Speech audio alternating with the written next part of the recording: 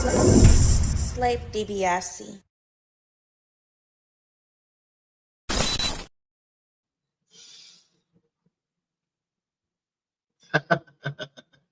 What's good? What's good? What's good? What's good? Happy Monday to everybody. Wow, check me out, nigga. Yeah, this is another live sesh, live 420 sesh, well, 428. I'm like 8 minutes late. If this had been a job, it would have been over for me. Yeah, this is another live sesh with the Offenders Initiative podcast. I am your illustrious host, Slave DiBiase, aka Slave Daniel Riches, aka Victor Von Slay, aka Tony Spark, aka got so many shades they thought I had a lazy eye. And we are here, y'all. We are here. What's going on? Happy Monday. Don't forget to like, comment, and subscribe, whether you watch this content religiously or in passing. I just want to say thank you because you could have been anywhere in the world for your 420 session, but you're here with your boy. How y'all feeling out there, man? Good, I hope. What I want to do is once again, tell me what the strain of the day is, what you're smoking on, what you're smoking out of, and where you're from. I truly appreciate every bit of folks coming up to kick it with me. I appreciate all that, y'all. But yeah, you seeing the caption here. We got, let's see what we got here, man. Let's see what we got here today. Well, tonight, actually, we're diving into Netflix's Nemesis. Have y'all watched Nemesis? This is from the creators of Power, Courtney Kempton. You know what I'm talking about? Breaking down the latest episode of From, reacting to the now gone viral shooting with Chud the Builder, and discussing the growing controversy surrounding Miss, I'm going to call her Miss now, Cheyenne Bryant, and the fact that she's a fake-ass motherfucking doctor. All right, so, yeah. How y'all doing, man? This is a digital haunted house we in. We got Netflix dropping the psychological smoke bombs with Nemesis. From is trapping everybody in nightmare fuel again, and the internet is on Cheyenne Bryant's ass. You know what I'm talking about? This is her shit. Her credentials are under the microscope like an episode of Law and Order LinkedIn unit. You know what I'm talking about? Where are your credentials? You feel me? But first, man, hold on. But first, we got a couple of appetizers, man. You know, I know a little while ago I had a situation where I was showing folks the supposed real plot leak to Avengers Doomsday. You know what I'm saying? By the way, if anybody's out there right now, if you can hear me, if I'm loud and clear, please let me know. You know what I'm talking about? Please let me know. Anyways, hold on. We got a little appetizer here. Hold up. Hold up. Wait a minute. Hold up. I'm trying to get us a plot leak here. Hold on. Hold on. Because there is a even more better plot leak than what has come out so far. I know I had a whole situation where I let that whole thing go off, but we have new information, y'all. New motherfucking information. Every time I get it, you gonna get it. So hold on here. All right. So this is, of course, by way of Cosmic Wonder. We love everything that guy does, man. Don't forget to like, comment, and subscribe. Share alike. Get your lighters up, your bull, your joint, and let's get into this. Is the best Avengers Doomsday leak so far. We get a little appetizer, y'all. Here we go. Person who posted it, but I must say it is different than what we've heard before, and to me it's different in a good way. Out of the plot leaks that we've heard, I actually prefer this one the most. And the really interesting part behind who is posting this is somebody who posted leaks for Avengers Endgame is the same person that posted this one, and the leaks they posted ended up being true. For example, they posted this before Endgame came out. The first scene is Hawkeye losing his family to the snap. Salute Jamie Lanier in the chat, man. She's always good people. If you can hear me, give me an ear or something like that. You feel me? Salute. But okay, so we're getting this plot leak from somebody that leaked the plot leak for Avengers Endgame, and it was dead on, y'all. So keep listening. Last scene is Cap and Peggy dancing in their own little house in the past. After Hawkeye scene, Marvel card, then Tony and Nebula in space playing some game with metal scraps, then Tony recording his message to Pepper. It includes flashbacks to the last 22 days with Nebula. She heals his stab wound there. Captain Marvel then shows up, takes them back to Earth. That's what they posted before Endgame came out, and that obviously ended up being 100% true. And they posted a lot. I just went over a little bit because we obviously know how Endgame works. But now they have reportedly posted this to Reddit as well. So there is some validity behind this. And since there is some validity behind this, I will issue a spoiler warning. If you don't want to know anything about Avengers Doomsday, you should probably click away now. Hey, man, y'all know what this is, man. This spoiler country, Jet. Hey, take your bitch ass on, and I want to be surprised in the movie theater. Well, take your ass to the movie theater in December. We are getting these plot leaks. Every time I get them, I'm giving them to y'all. So listen up. So in 3, 2, 1, here we go. Now, I will say some of this is the same, but there is a lot of different parts to it, so just bear with me. It starts and says, soon after, there are several scenes of the X-Men fighting alternate versions of heroes dealing with incursions. This is the beginning of the movie. The X-Men have a bomb that destroys the rival planet. The X-Men win all the confrontations, including the one in the Spider-Man / Tobey Maguire universe. Deadpool and Wolverine. Okay, so that's spot on with everything we've heard so far, with every other plot leak that we've ever heard.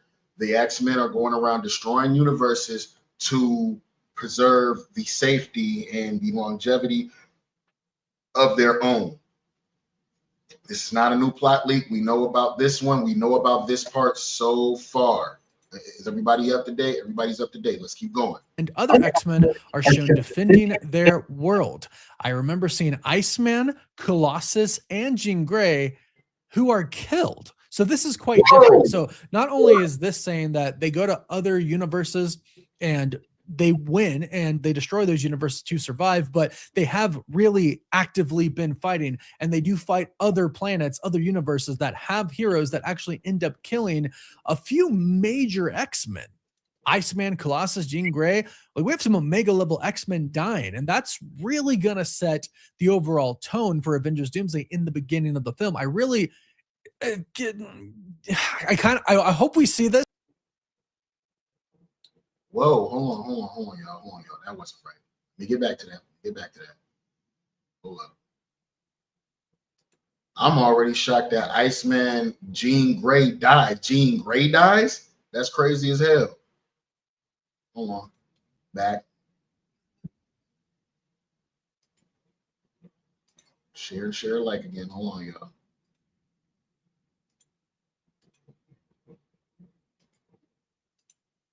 Okay, let's get back at it. So let's go right back here because I'm still stuck on Iceman and Jean Grey dying. You serious? Now, I will say some of this is the same, but there is a lot of different parts to it, so just bear with me. It starts and says, soon after, there are several scenes of the X-Men fighting alternate versions of heroes dealing with incursions. This is the beginning of the movie. The X-Men have a bomb that destroys the rival planet. The X-Men win all the confrontations, including the one in the Spider-Man / Tobey Maguire universe. Deadpool and Wolverine and other X-Men are shown defending their world. I remember seeing Iceman, Colossus, and Jean Grey, who are killed. So this is quite different. So not only is this saying that they go to other universes and they win and they destroy those universes to survive, but they have really actively been fighting, and they do fight other planets, other universes that have heroes that actually end up killing a few major X-Men. Iceman, Colossus, Jean Grey, like we have some Omega level X-Men dying, and that's really gonna set the overall tone for Avengers Doomsday in the beginning of the film. I really I hope we see this because it would be cool, but I don't want them to die. But hey, it is what it is.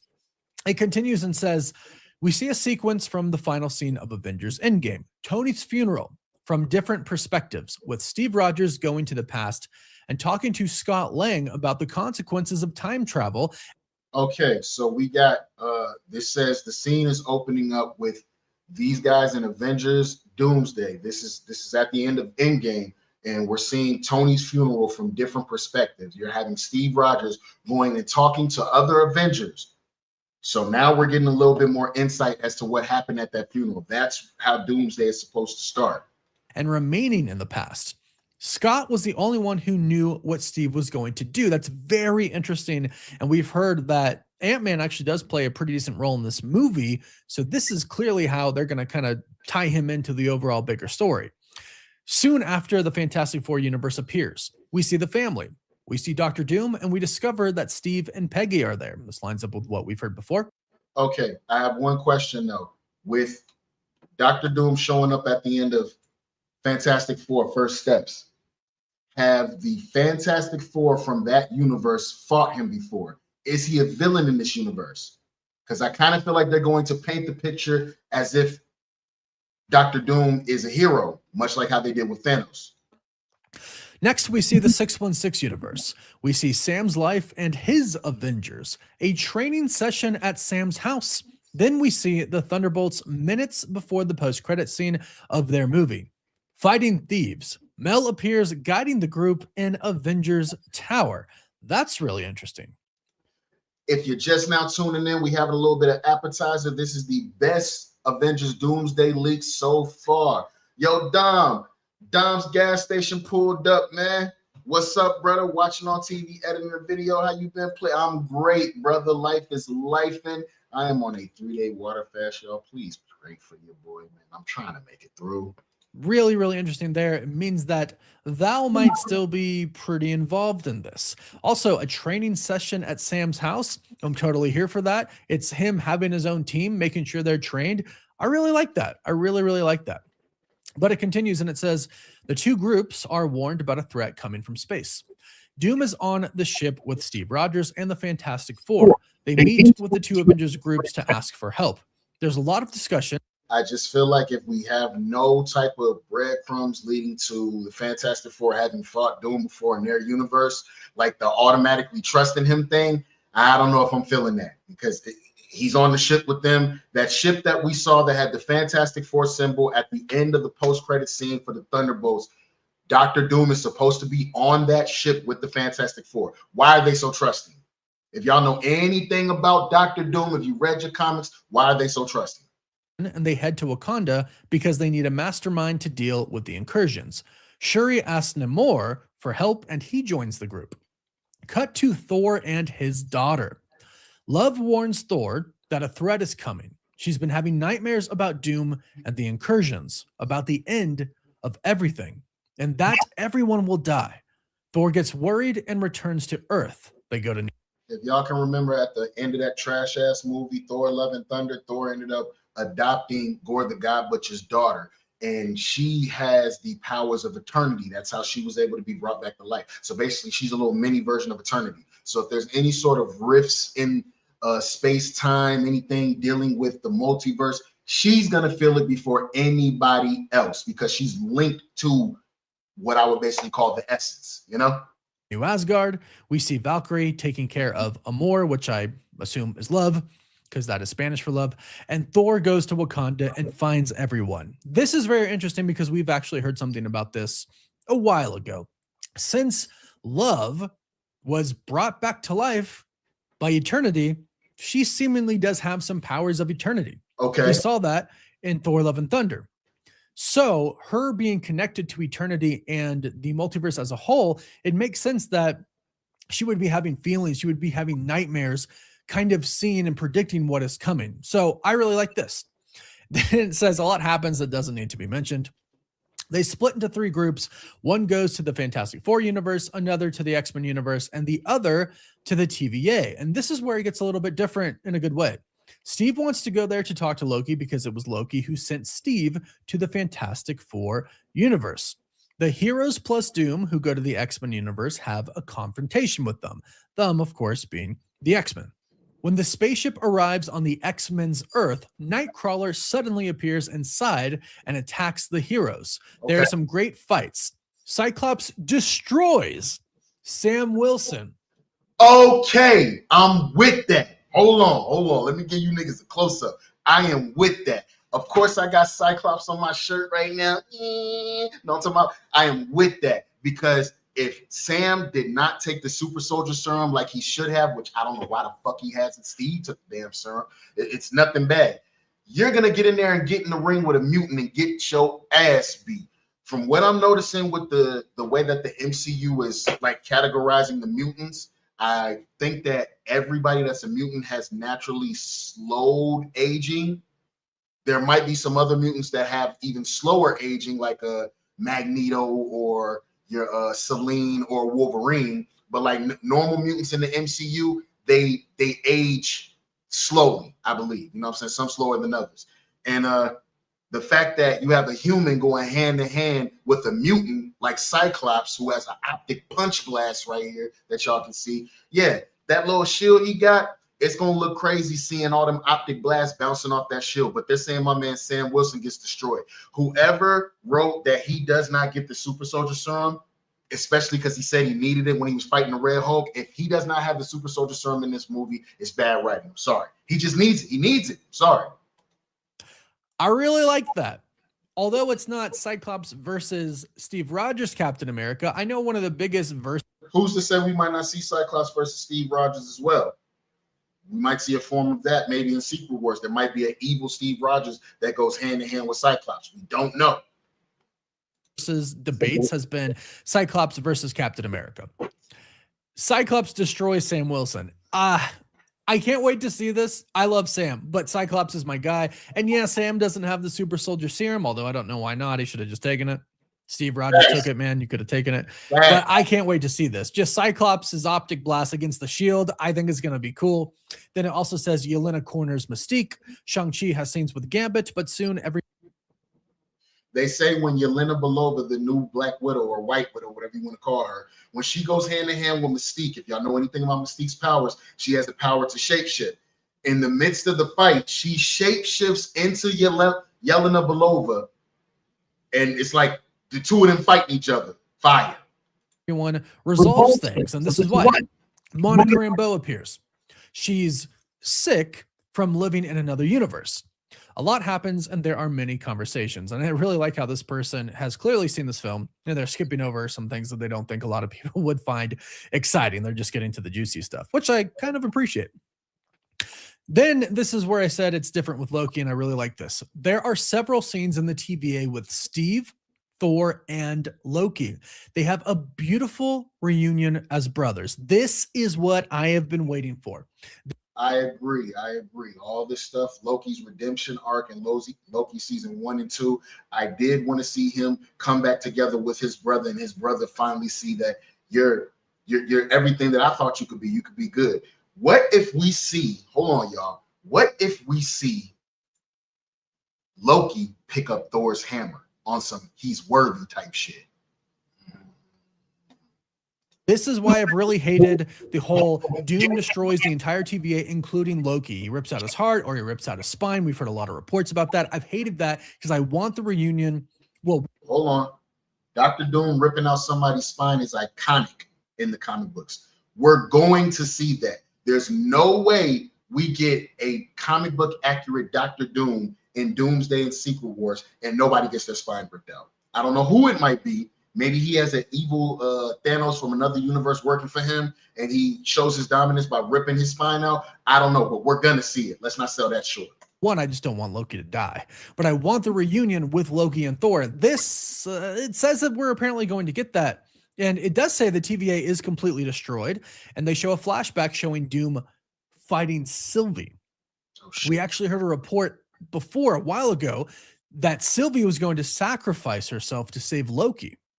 That might be what we're actually seeing here. A flashback shows Doom fighting Sylvie, and TVA agents Mobius and B-15 appear, but they are also killed by Doom. No, hold on. How you kill Owen Wilson?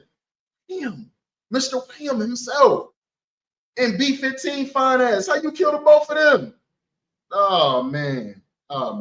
This is gonna be a dark movie. I'm here for it. Loki does not die. Love that. Loki doesn't die. That's why I prefer this one. I mean, it sounds better overall to me, but that's why I prefer this one. Loki does not die, and we get the brothers reunion. I love that, but there is more. After discovering that Doom is the villain, Steve and Thor return to the X-Men's Earth and confront Doom, who reveals himself as the true villain to everyone on the X-Men's Earth. And this is where it sounds like it just gets crazy. It has one of the most insane action sequences I have ever seen. That's what they're saying. We see several robots leaving a department and heading towards the X-Mansion, all controlled by Doom. And the heroes fight against Doom and the robots. Obviously, the robots are Sentinels, and that clearly describes what we are seeing in the Avengers Doomsday X-Men teaser trailer, where Cyclops takes off his visor and releases his optic blast with the Sentinels walking behind him. It does seem like... Hold on. Why you think your boy got this shirt? You think your boy got this shirt? Yeah. No, I'm talking about. I can't wait to see this shit. In their universe, they've managed to kind of put them to the side, but Doom can control them with magic and use them against them, which is what he's going to do. And that does sound insane. It says Gambit, Thor, Steve, Cyclops, and Namor against Doom. A 5v1. 5 against 1. Doom kills Nightcrawler and Mystique. Oh, shit. 5v1 and he take out 2 of y'all? Yelena asks Bob to try to fight. So Sentry goes after Doom, who, after taking a beating, loses control and the Void takes over.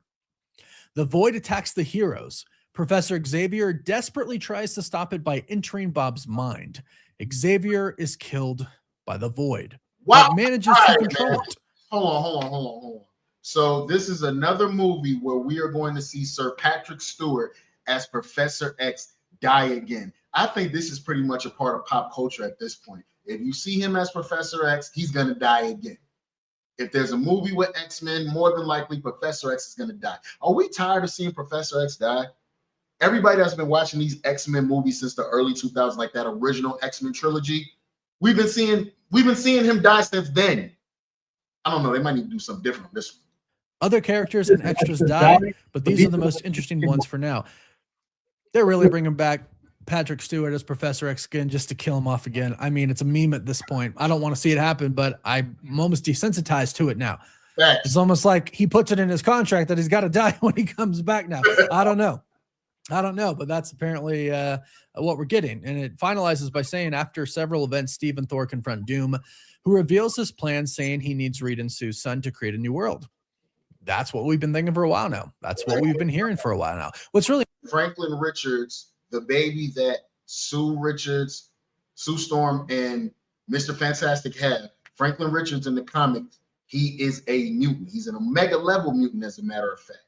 He has the power, the ability to just create universes. When he was a kid, he was under his blanket. You know how kids be under the blanket at night? He's under his blanket making little pocket universes. Yeah, kids overly powered. And if you've seen Fantastic Four First Steps, you know that Sue Storm, spoiler alert, nigga, Sue Storm dies in that movie and the baby brings her back to life. What else can this baby do as he gets older? You understand what I'm saying? interesting about this is that it lines up with a lot of the old plot leaks that we've been hearing about the film. A lot of the new ones seem like they're coming out of left field a little bit, even though there's validity behind them. But I think I do like this one the most. It says Doom then captures Franklin from the ship that was being protected by Herbie. He could have just kidnapped him right there. All right, man. He could have just kidnapped him right there at the end of Fantastic Four. Killed Sue Storm, and well, he probably loves Sue Storm, and rolled off and did what he needed to do. This is interesting. He is controlled by Doom and ends up becoming his servant. A portal opens up and Doom enters. Steve goes with him. They go to Doom's universe, which is the same as the Fantastic Fours. That's what they state. They go to Latveria, where we see his castle and his servants, all dressed as witches. Doom tells his story to Steve, and we discover that Doctor Strange is his ally along with Clea. And that's where it ends. Doctor Strange bitch ass gets on my nerves because he's always pulling shit and don't tell nobody what he's doing. But that lines up with a lot of what we heard. This lines up with both new and old leaks, but I think this is the best version that we have heard so far as plot leaks are concerned. Okay, so what he's not going to mention at the end, there's supposed to be some climactic fight in Latveria. The X-Men, the Fantastic Four, the new Avengers, the old Avengers, everybody's supposed to be coming at Doom.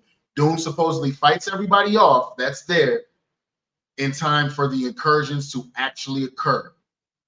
The universes explode. Everybody dies except for Dr. Doom. He takes Loki's powers. He takes Franklin Richards' powers, and he creates Battleworld. That's what he's not going to tell you. And then we're going to have some cutscene. I'm not sure if he's going to take his mask off at some point, but we're going to find out within that movie that he looks like Tony Stark. There's no way we don't address that Doom looks like Tony Stark. It's personally my favorite because Loki does not die. Maybe everybody dies at the end, but Doom doesn't kill Loki when he kills kind of everybody at the TVA, which gives us that Thor and Loki reunion. Sounds like Gambit, Thor, Steve, Cyclops, and Namor against Doom. That's going to be crazy. Then Sentry and Professor X and everybody trying to help. I'm going to let y'all know something. If Doom put hands and feet, if he put paws on the Sentry 1v1, what do you think 5 of you motherfuckers is going to do? Nothing. Nothing. Doesn't mention anything about Magneto, but you know we're going to get some dope scenes with him. This sounds awesome.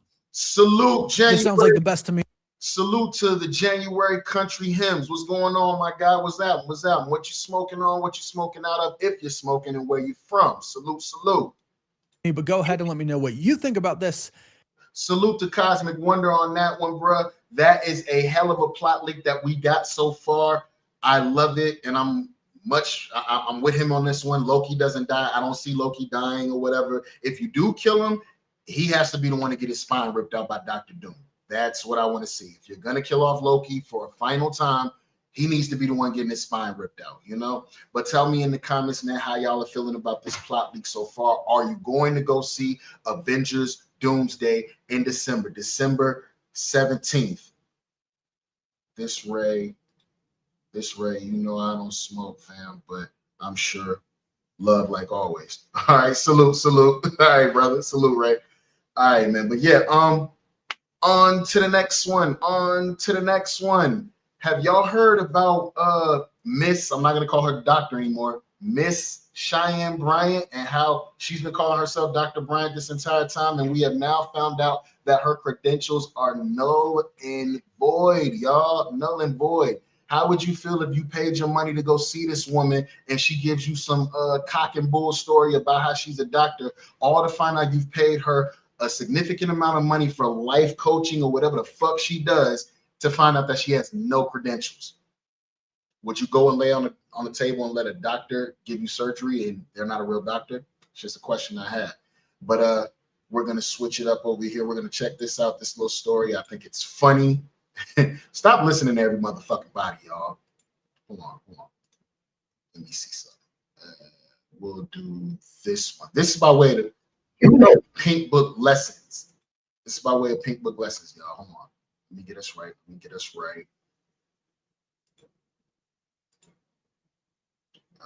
Right.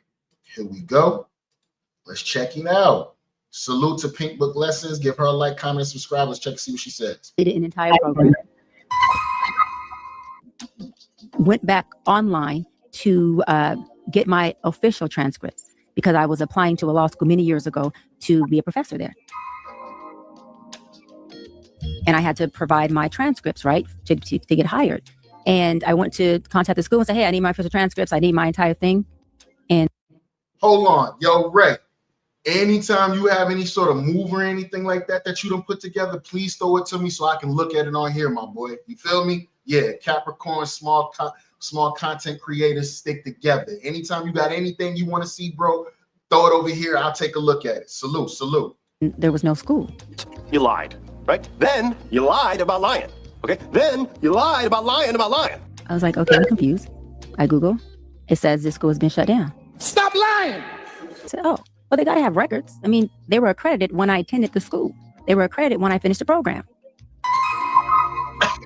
I go and look, there is a third party that has the records. Why contact the third party? That third party only holds records for 2 years. Why the you lying? Why you always lying? My God. Stop fucking lying. Yo, I got a GED, man, from a Job Corps a long time ago in PA, and they still have all my transcripts. This hooker lying. Why you always lying? Oh my God. Stop lying. Okay, so who is Cheyenne Bryant? Great question. Because honestly, nobody really knows at this point. She's been cosplaying as a doctor for so long, she started believing her The pink lessons they have to do it like that. The word cosplay is hilarious in this situation right now. own lies. She's a wannabe relationship therapist with no relationship, no license, and no actual credentials to call herself a therapist, let alone a doctor. She's been strutting around as Dr. Cheyenne Bryant for years, presenting herself as a certified PhD and relationship expert, popping up on platforms with Nick Cannon, Cam Newton, See, this is why the internet is so vicious. A motherfucker will go and do their own research on your ass. You up here talking about, I got this chain, I got these credentials. Motherfuckers will go look and see if that shit real. Y'all got to watch what y'all say on this internet, man. Hold on, my boy Ray said, I got you, my boy. I got one more channel I'm actually trying to get together so I can do some reviews and whatnot. I will be there for that, my brother. Let me know. I will be there in attendance. Sharp, Joe Budden, and The Breakfast Club, gaining high visibility. Then she casually went on a podcast and told everybody she wasn't licensed. So then people started asking, okay, but where's the degree? She came up with this outrageous lie, and when people started questioning her again, she grew more defiant. She said her obedience is to God, not to people. And ma'am, God don't have nothing to do with your scam. Nah. Oh my goodness, not a Christian doing some fucked up shit and trying to use God as their motherfucking shield. Hey, this ain't Overwatch. That shield don't work, bitch. We on your ass. You're not a doctor. What was that that show we used to watch, and at the end the credits would say, not a doctor. Yeah, not a doctor, ho. God did not tell you to come to the people with this scheme. Just show the degree. Oh yeah, but she can't because it doesn't exist. All of this made her the biggest fraud in the relationship space since Derek Jackson. Straight up fraud. What has Cheyenne Bryant, Dr. Cheyenne Bryant, whatever, Miss Cheyenne Bryant, you can call her Miss now, has done to y'all? She lied. She presented herself as a therapist, playing around with people's lives and mental health. What do you mean? Because I do not agree with the masses of Black women that are gathering and unifying together to try and destroy, like there's like a witch hunt to burn this lady at the stake. Because see, this is what I'm talking about, man. Yo, we gotta stop doing this, man. Just because that's a woman don't mean that she ducks any accountability. She's been lying for years. It makes you look stupid. You right here. You right here. It makes you look crazy that you're motherfucking subscribing to somebody's bullshit when they told you I've been lying, and you still trying to find a way to defend. You're still trying to find a way to defend. It looks crazy. she doesn't hold some sort of title that you have. She's too pretty and she's getting pretty privilege. Salute. Stop the baby by bimbo babble. This woman presented herself as a licensed therapist, as a credentialed doctor. It's not just about her not having a degree or a title. It's about the deception, the fraud, using a fake degree that didn't exist and using a title, all this she didn't earn, to legitimize herself for enrichment. People paid this woman real money. We're talking about therapy sessions, thinking they were going to a licensed professional with credentials. So you're going over there to talk to some woman who finna spill your quote unquote tea, as the children say, to somebody else because she doesn't have credentials. She's not a doctor. You're going and telling somebody your personal business that has no business knowing it. This lady is disgusting. She needs to give every dollar that she's ever been given back. It's not about what she looks like. It's about the deception and the fraudulent activities. I'm sorry, but this is all just giving hate and jealousy. You're an idiot. The difference between jealousy and accountability. Jealous of what exactly? The unverifiable PhD, the unlicensed therapy practice, the records of these 3 PhDs that magically disappeared. See, every time they can't defend bad behavior, they resort to is hate. No. This goes along with that whole culture of motherfuckers telling you what they identify as. Yeah. You know what? I've saved the world a couple of times when I was a soldier in boots. Guess what I am now? I've saved Angel Grove a couple of times in my lifetime. I'm a Power Ranger now. I have no credentials, no more for nothing. I'm a motherfucking Power Ranger now. If everybody can just come out and say that there's something and everybody just roll with it, I'm a motherfucking Power Ranger. How about that?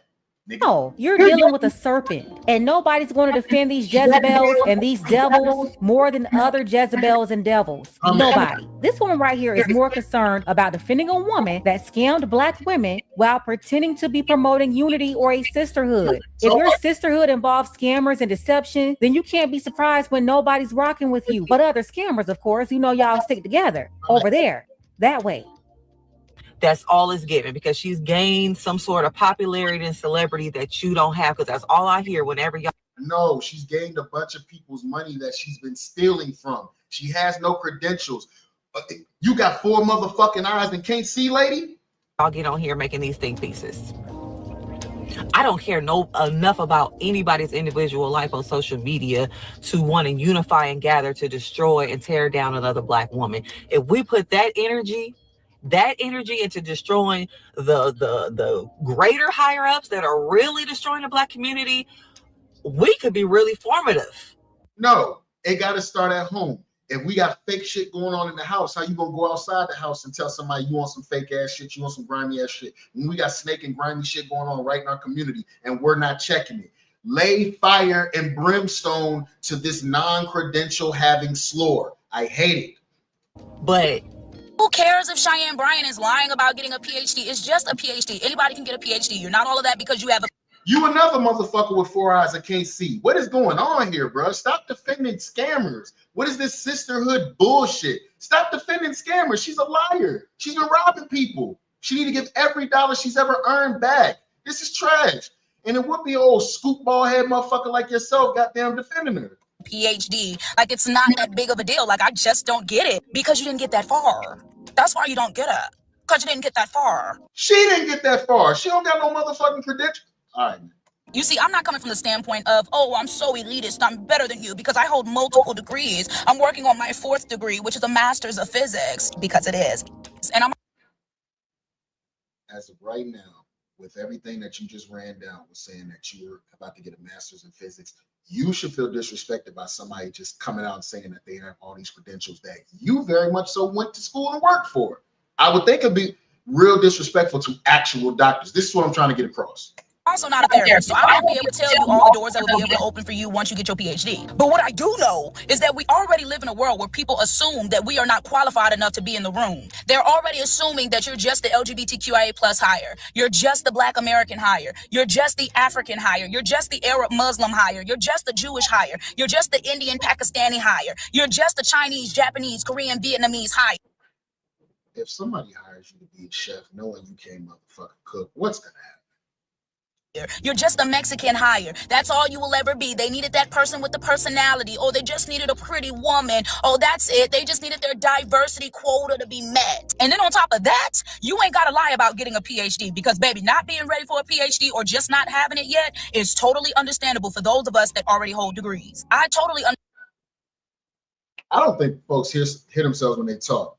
This is disrespectful to people who actually have degrees. She's a thief. And you're another monster enabling her. This is trash. Understand why the average human being does not have a PhD. Because, girl, a PhD of physics? Like, girl, it's okay for you to just kick it with us, the kings and queens of master's degrees.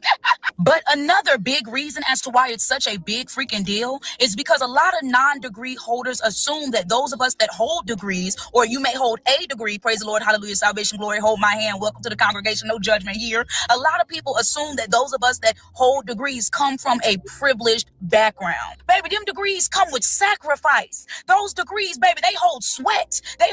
Again, are you hearing yourself speak? The sacrifice, the blood, sweat, and tears, all that money that you spent to go to school for some pretty girl to come up here and start saying, I'm a doctor. I ain't did none of what I'm supposed to do to be a doctor, but I done gave a couple of life lessons before. Oh, tears. I was like, okay, I'm confused. I Google. It says this school has been shut down. Stop lying.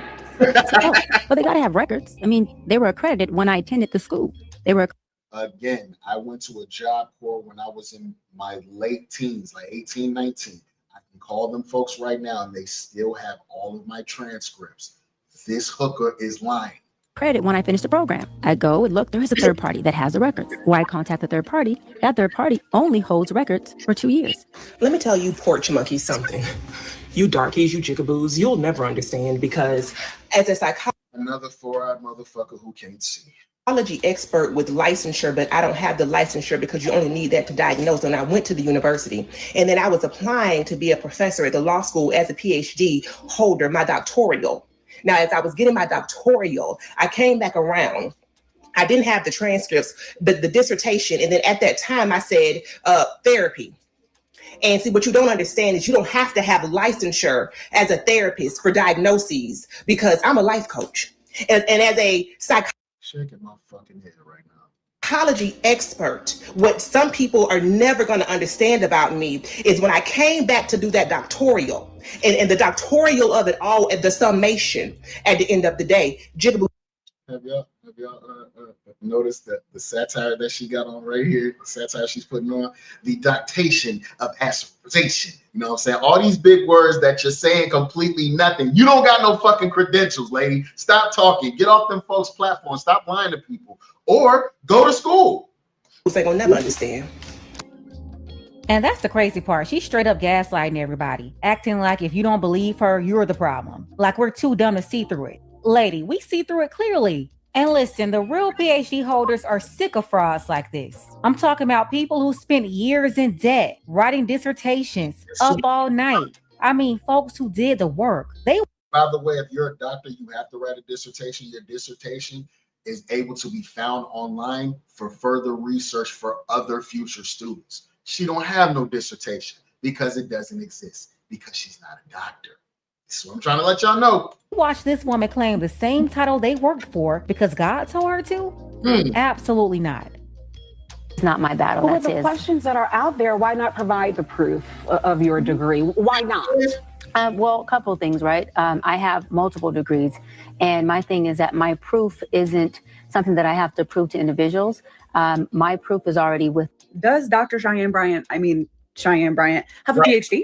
That's not for me to determine, but what I will say is that I have a PhD, and here are some relatively easy ways that I can prove it. Here's a picture of me at my graduation in my regalia with my advisor. Here is my degree. I don't have a frame for it yet. It's still rolled up, but I assure you it exists. Here is my dissertation. You could find it online if you wanted to. You heard what she just said? Her dissertation is online. You can find it if you want to, because when you go through what the process of becoming a doctor, you have to write a dissertation. Your dissertation can be found online for future study for other future students. Letting you know. You know what else you could find online? Several peer-reviewed research publications written by me and other people who went to the same university as me. Of course, I could also pull my official or my unofficial transcripts, but Cheyenne Bryant says that she doesn't have access to hers, so I'll leave that one out. My dissertation defense was recorded and is available online. While I was in my program, because I was a content creator at the time, you can see videos where I am physically on campus working on my PhD. I have my regalia too, but that's in the storage unit. I'm not gonna go get that today. A woman claiming that she has her doctorate, but can't find her transcripts, dissertation is nowhere to be found, and conveniently, the school that she attended shut down. Girl. Stop fucking lying, man. She sounds disgusting. As somebody who actually has their PhD from a Research One institution that was fully paid for by the time that I was 27 years old, I graduated with my PhD. And baby, when you look me up in them records, you're going to find me. And if you want to find my dissertation, you probably could, because it's uploaded to the libraries of the university. That's still open. But I'll say this, 4.4% of graduates that have their doctoral degree in the United States of America are Black women. 4.4%. And that is inclusive of people that have their professional doctoral degrees and their PhDs, which she probably doesn't even know the difference between. But my point is, as somebody that got a PhD, I know what goes into it. I know what goes into it. And every single person around me saw what I went through to get that degree. So when you tell me you don't know where your dissertation is, you can't find them transcripts. Let me tell you, I have them transcripts, hold on. It's a lie. That's why she can't find her shit. I just want everybody that's just now tuning in. Cheyenne Bryant is not a doctor. She's a liar. Stop playing with me. And I think she took advantage of the fact that she knows the Black community does not have a lot of representation when it comes to doctoral degrees. So they're not going to know the ins and outs of what go into it. But let me tell you, honey, there is. And that's sad. She's trying to play on Black folks' intelligence, thinking ain't nobody gonna go do their research. I can just tell somebody I'm a doctor, they'll believe me. A big group of us, 4.4% of us Black women that do have doctorate degrees. And it's, I feel, my responsibility to share with the people what actually goes into this. Because if you really did your dissertation and got your doctoral degree, it didn't matter if that university conveniently closed and they couldn't find your transcripts. You would know that you know your dissertation like the back of your hand, because you're not even taking classes when you are writing your dissertation. The classwork, the coursework is out of, it's done. You're completed it. You spend months, maybe even years writing a dissertation. So if you can't find your dissertation, which is weird, because again, I have mine saved on 3 thumb drives, you could have at least told us, Salute to the real doctors, the real Black women that went out there and went to school and got what they were supposed to do. Because ain't no way God just told you, you a doctor. You ain't got no credentials. We just gonna name you a doctor. And everybody rolling with it. She's been on all these platforms robbing people. At least told us what your dissertation was about, okay? Right. And she can't tell anybody about it because it doesn't exist. It's all in her imagination, the script that she wrote. She's been caused. I just noticed what this caption said. Whole wall filled with vacation Bible school certificates, not a single degree. Plan. Remember, she told Shannon Sharp she had 3 PhDs, presented herself as this super smart woman up there. She got 3 PhDs. Where they at though? Talking about she had like 9, 10 degrees. Like, girl, from where? Job Corps, ICDC? Like, get out. She got it from ICDC college. You can't get no motherfucking degree from goddamn Job Corps. Funny as hell, but yeah, she definitely got that shit from ICDC college. Out of here. Not only is she wrong for defrauding Black women, but she's super disrespectful to the people who actually earned their PhDs. Very disrespectful. Then hiding behind God and this sassy attitude is not going to make her right. At the end of the day, right is right and wrong is wrong, and Cheyenne Bryant is wrong. You're dead wrong.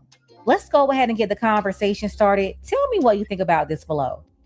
All right, y'all. How we feeling about that? Miss Cheyenne Bryant, this entire time with every platform she's been on, has now been found out that she's not a doctor at all. So she's been robbing folks, taking money for life coaching situations and all that, all to turn out for her to be a complete fraud. It's nasty. It's disrespectful to actual people who are put in the pain and suffering and the financials to become what they became. But y'all tell me how y'all feeling about that one in the comments. You feel me? But on to the next one.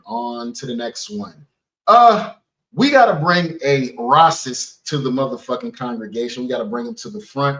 A guy by the name of Chud The Builder. Anybody know this guy that I'm talking about, Chud The Builder? He's supposed to be a famous streamer who goes around with a gun on his hip, rage baiting people of color by calling them racial slurs and daring them to a fight or any sort of physical situation. So he just goes around calling people all sorts of hard ERs and all of that and getting away with it because he got a gun. He thinking nobody gonna jump on him. And he says whenever you trip out on him for him having his freedom of speech to be able to call a Black person a nigger, he says that you're chimping out. Well, he's been involved in a shooting fuck that bitch, exactly.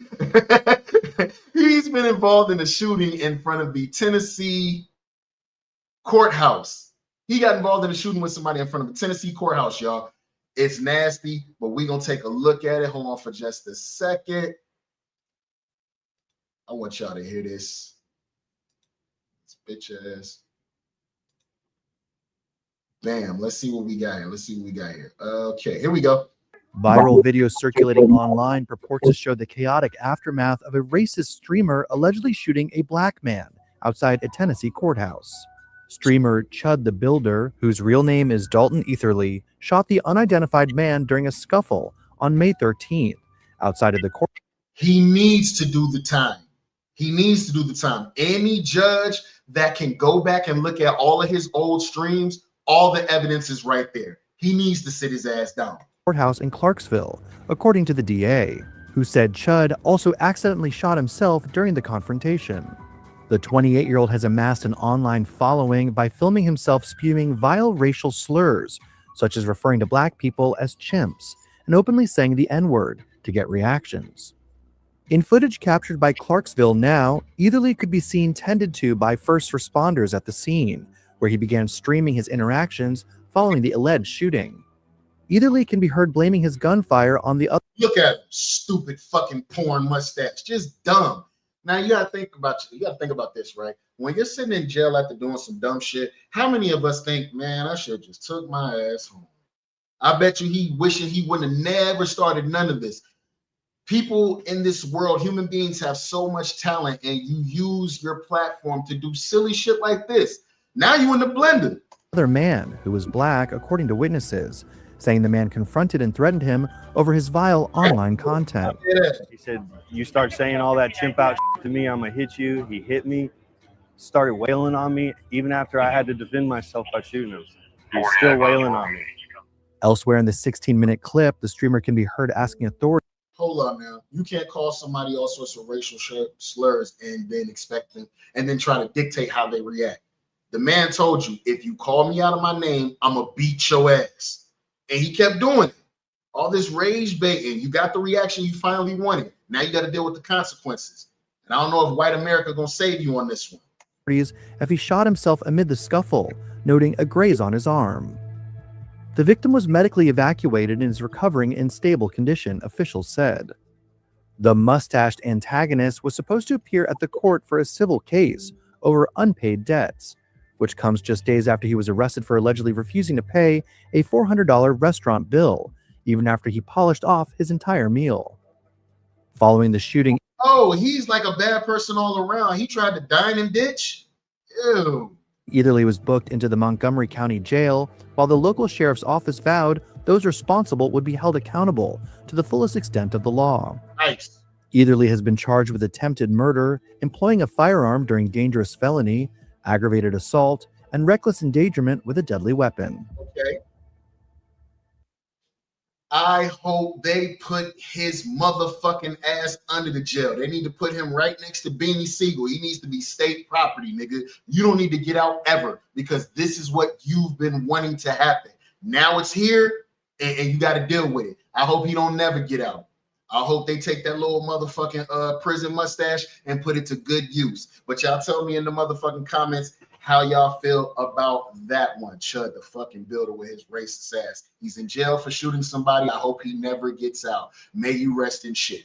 All right, on to the next one. On to the next one. My man Dom said, "Oh, my mama and all them chimps in jail, boy." Hell yeah. Hell yeah. Call somebody a chimp in there. Call somebody a chimp in there. Yeah, let's see how that works out. I can't wait to hear it. I can't wait to hear it. But y'all tell me in the comments how y'all feeling about that one, man. On to the next one. On to the next one. There is a new show that is on Netflix. It is from the makers of Power. Salute to Courtney Kemp and them. The show is called Nemesis. If you haven't checked this show out, they have a season 1 of it out right now. There is no season 2 confirmed, but with as great and as fire as this show is, it's definitely getting a season 2. If you haven't checked out Nemesis, please go and check it out. But you are in spoiler country over here, Jack. Y'all know how we get down. You feel me? This show is a mixture of Power in the movie with Robert De Niro and Al Pacino. Heat. It's Heat mixed with Power. That's what the show is. It's fire, all black cast. Let's check it out, man. Let's check it out right quick. Hold on, y'all. Let me get this right.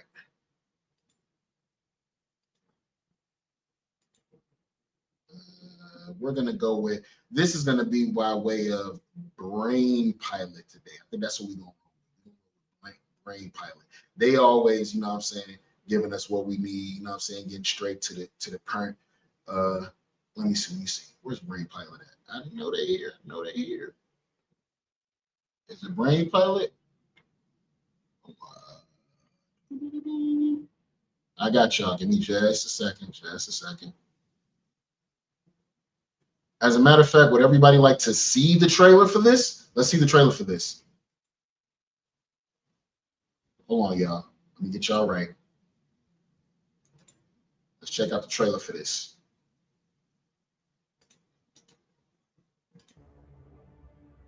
Real men live by our own set of rules.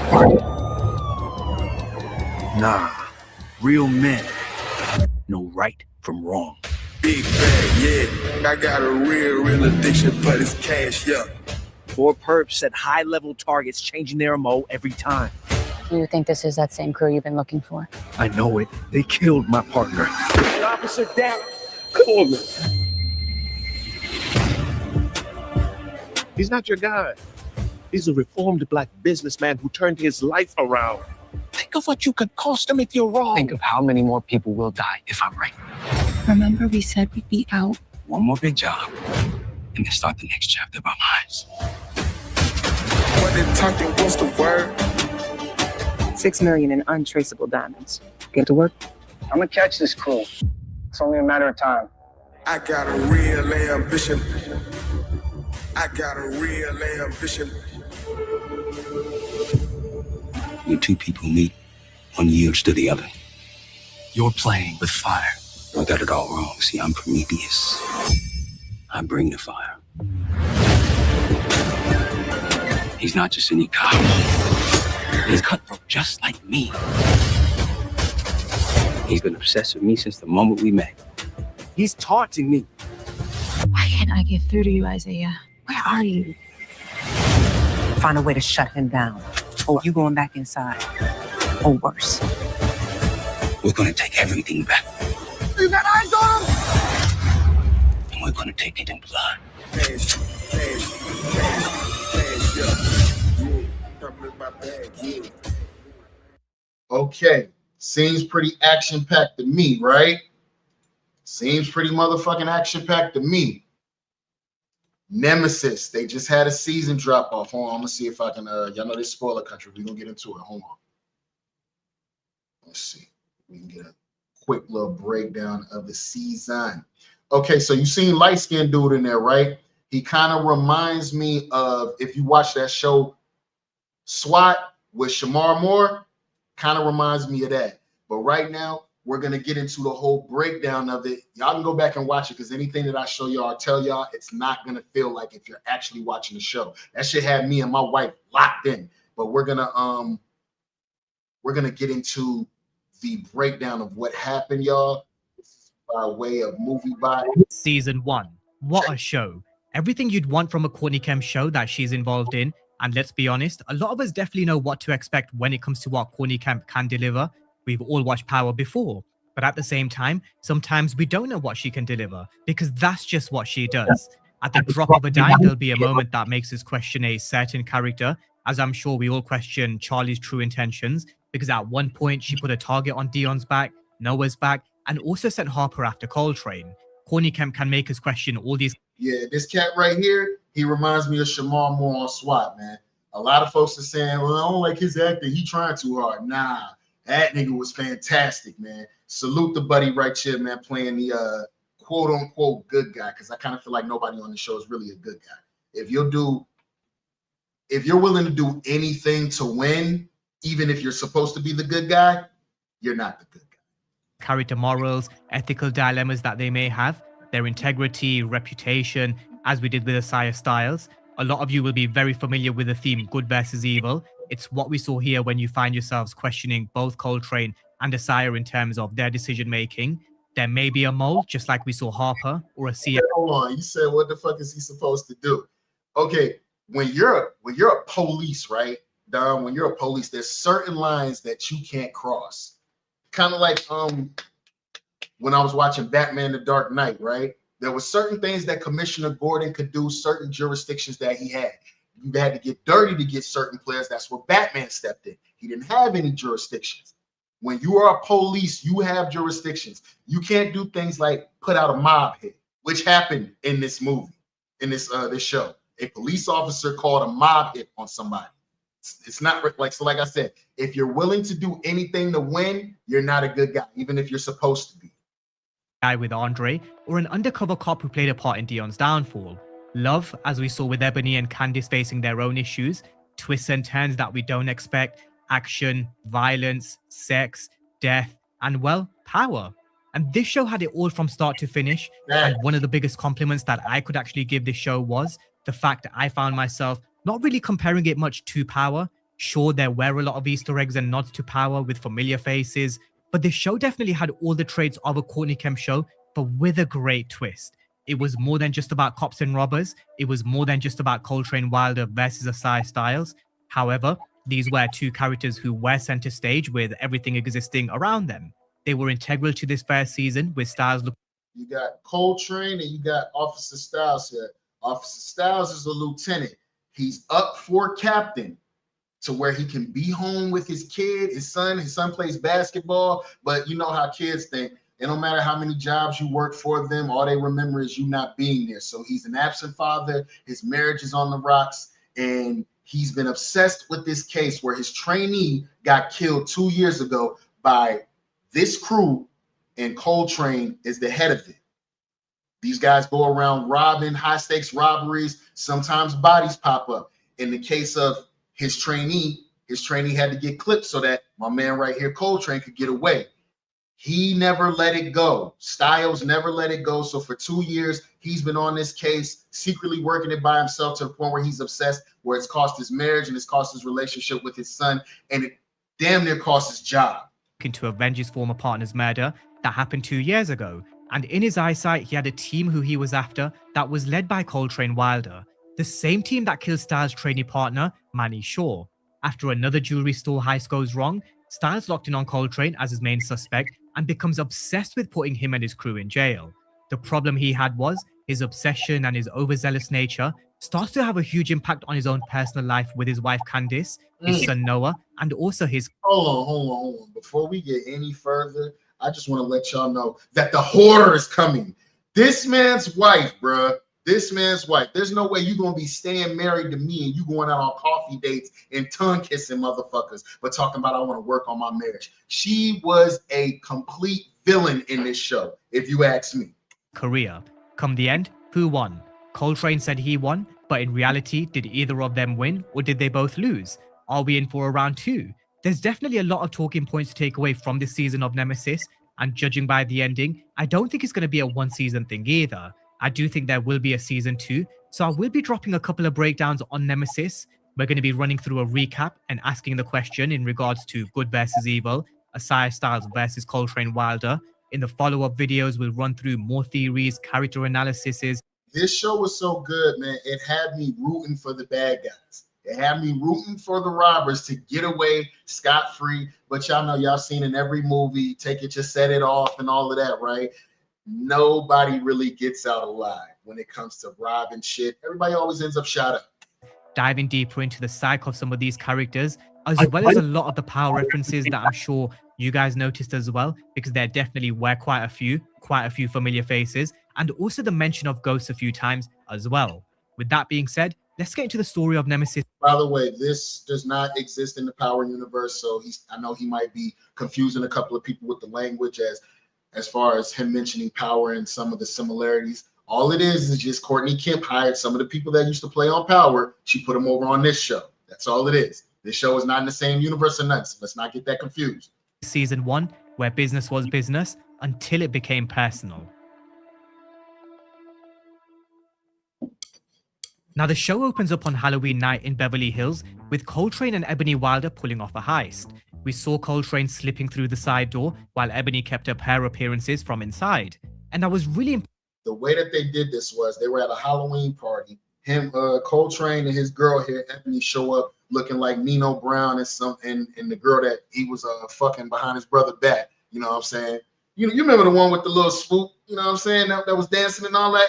New Jack City. Yeah, that's who she's supposed to be. You know what I'm saying? So they slip into the bathroom of this illustrious party in Beverly Hills, and they pay the guard like $200 so that they can go in one of the bedrooms in the mansion and fuck. Whole time, they got a 5-minute timer. This is enough time for Coltrane to slip into another room, get dressed into some different gear, rob a high-stakes illegal gambling game that's being held at the party, and slip back in untraced. I thought it was beautiful. Impressed with the way they moved, the way they handled their business, especially Train. He was a man who was very well prepared and calm. Straight off the bat, they gave us a glimpse of who these guys were and what this show was about. He had a team that was made up of himself, Stro, Dion, and Choi, and also his wife Ebony played a part as well. They'd been working together for 12 years, and in episode 1, we saw them clean out a poker room full of guests, with one of them being their own. As we learned a bit later on, they always have an extra planted just in case things were to go south, and we definitely know how quick things can turn, as we all learned a bit later on. We also saw none other than Cooper Sachs, who went by the name Harvey. Now, they were here for the money and nothing else. It didn't matter if Harvey was wearing a Patek that was worth $250K. Coltrane from the minute go showed he was very meticulous, strategic, calm, collected, methodical, and a man with not only just a plan, he expects you to stick to the plan.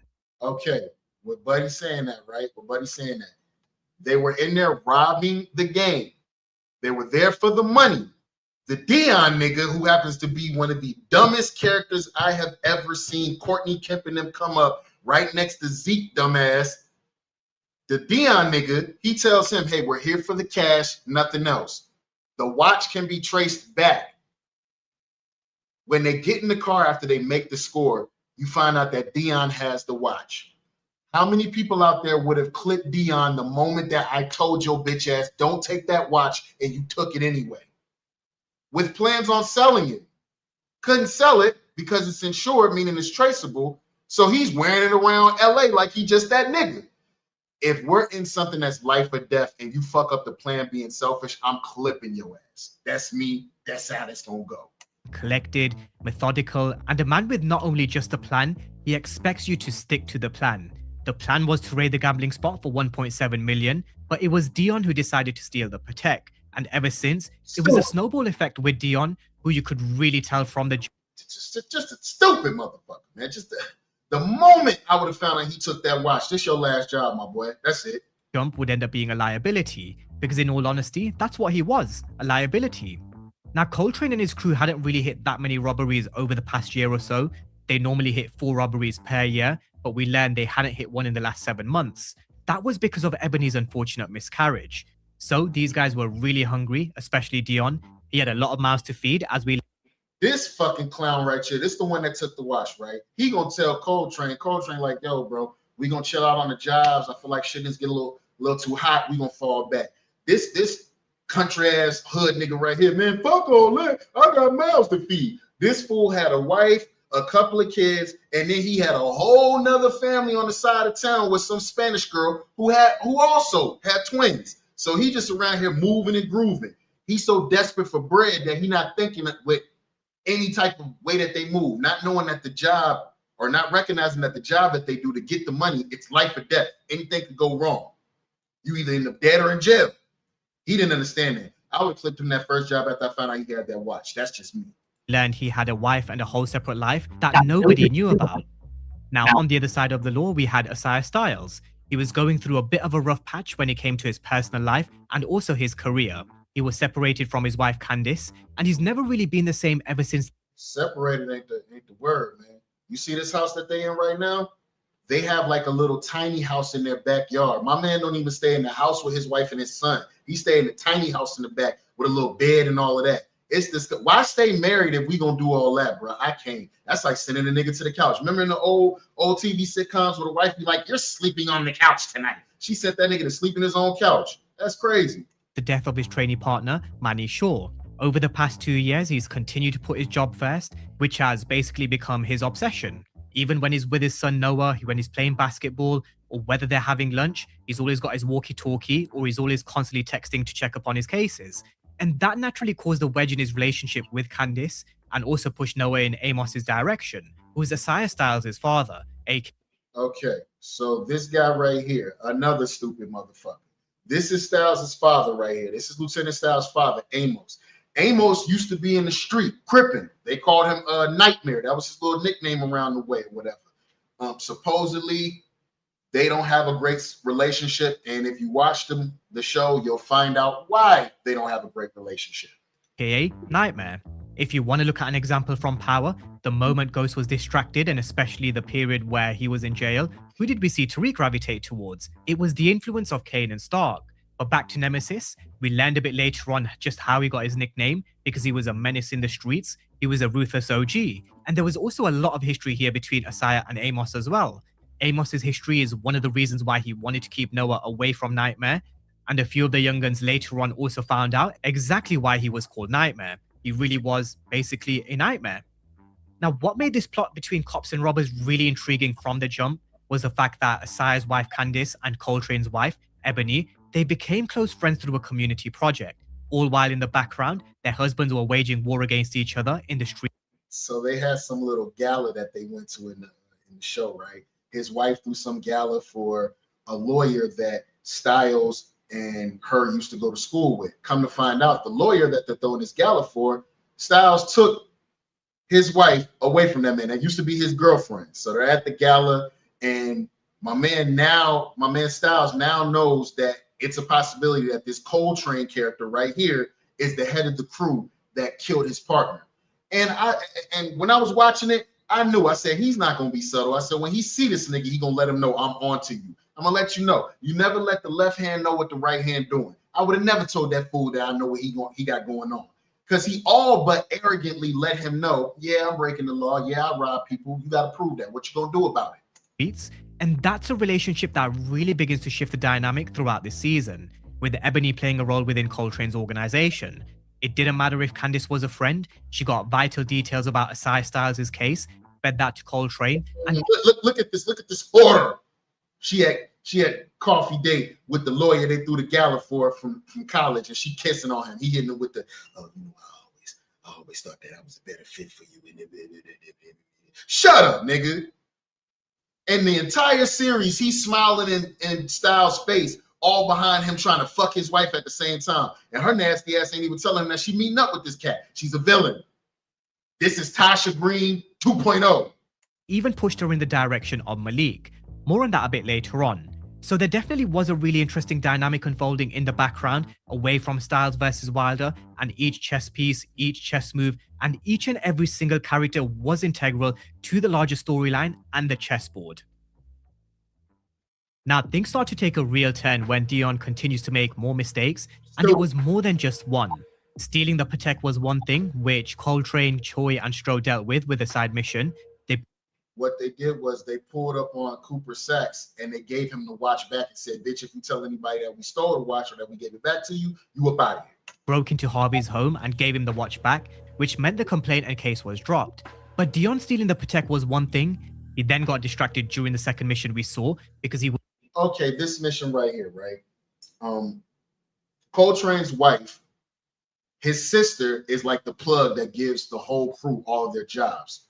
Well, her sister gives all the crew all their jobs or whatever. She gives them a job to where they're supposed to be robbing some diamonds from a jewelry store owned by some gangsters. So, you know, if you're doing anything illegally and everything's a front, when something come up missing, especially if it's not on the books, you can't really say nothing no way because everything's illegal. So with the amount of time that they have to hit these 3 different spots and get these certain amount of diamonds, I want to say it's like $6 million or something like that, $9 million, something like that the crew is supposed to get.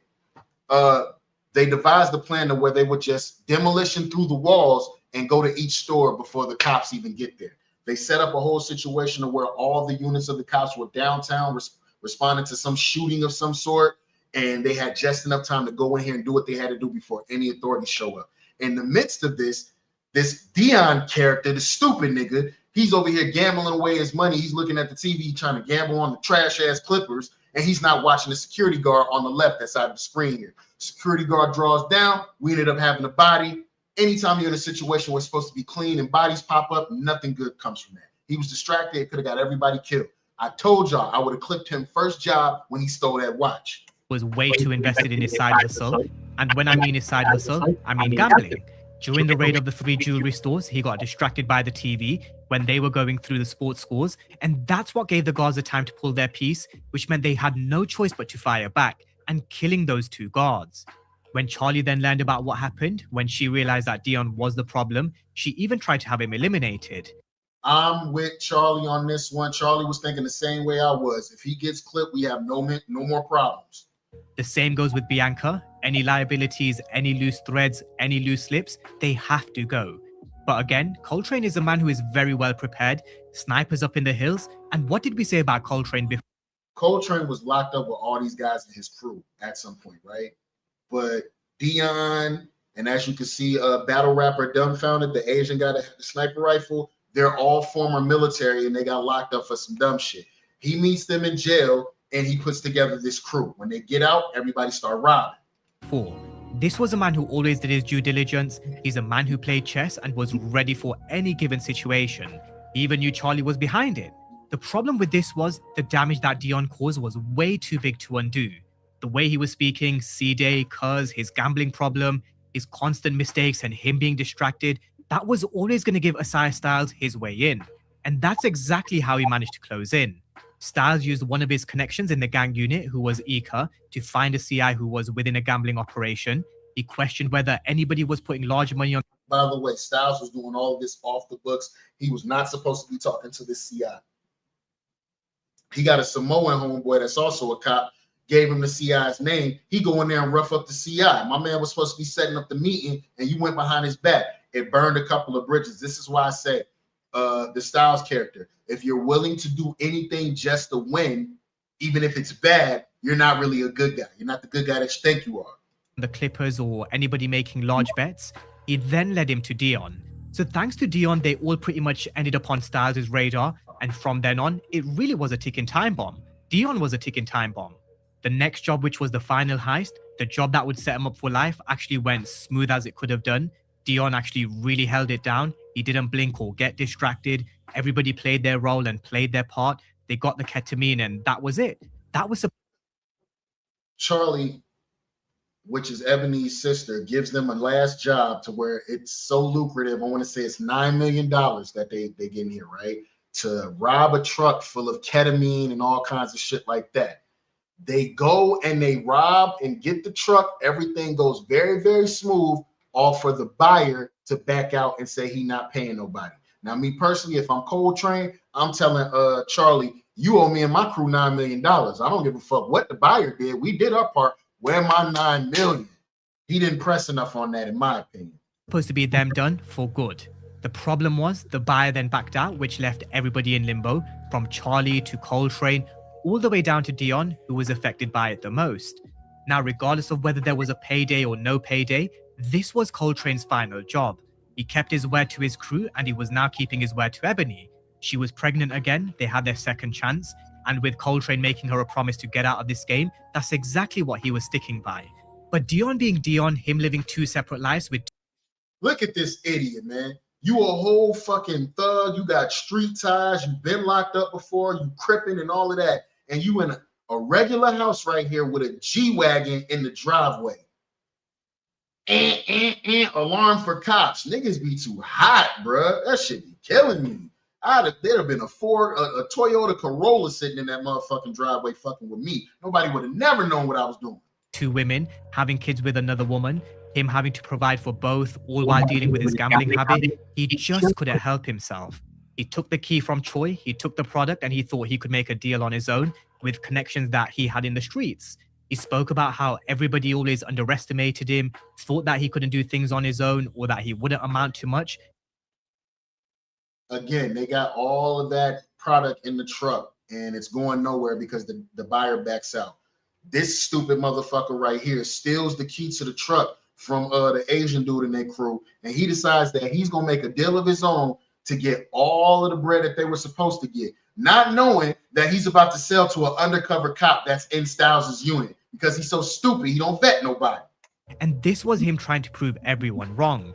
He was trying to prove that he's got what it takes to make these deals on his own. Unfortunately, all he did was prove why he needs supervision or why he's a soldier and not a leader.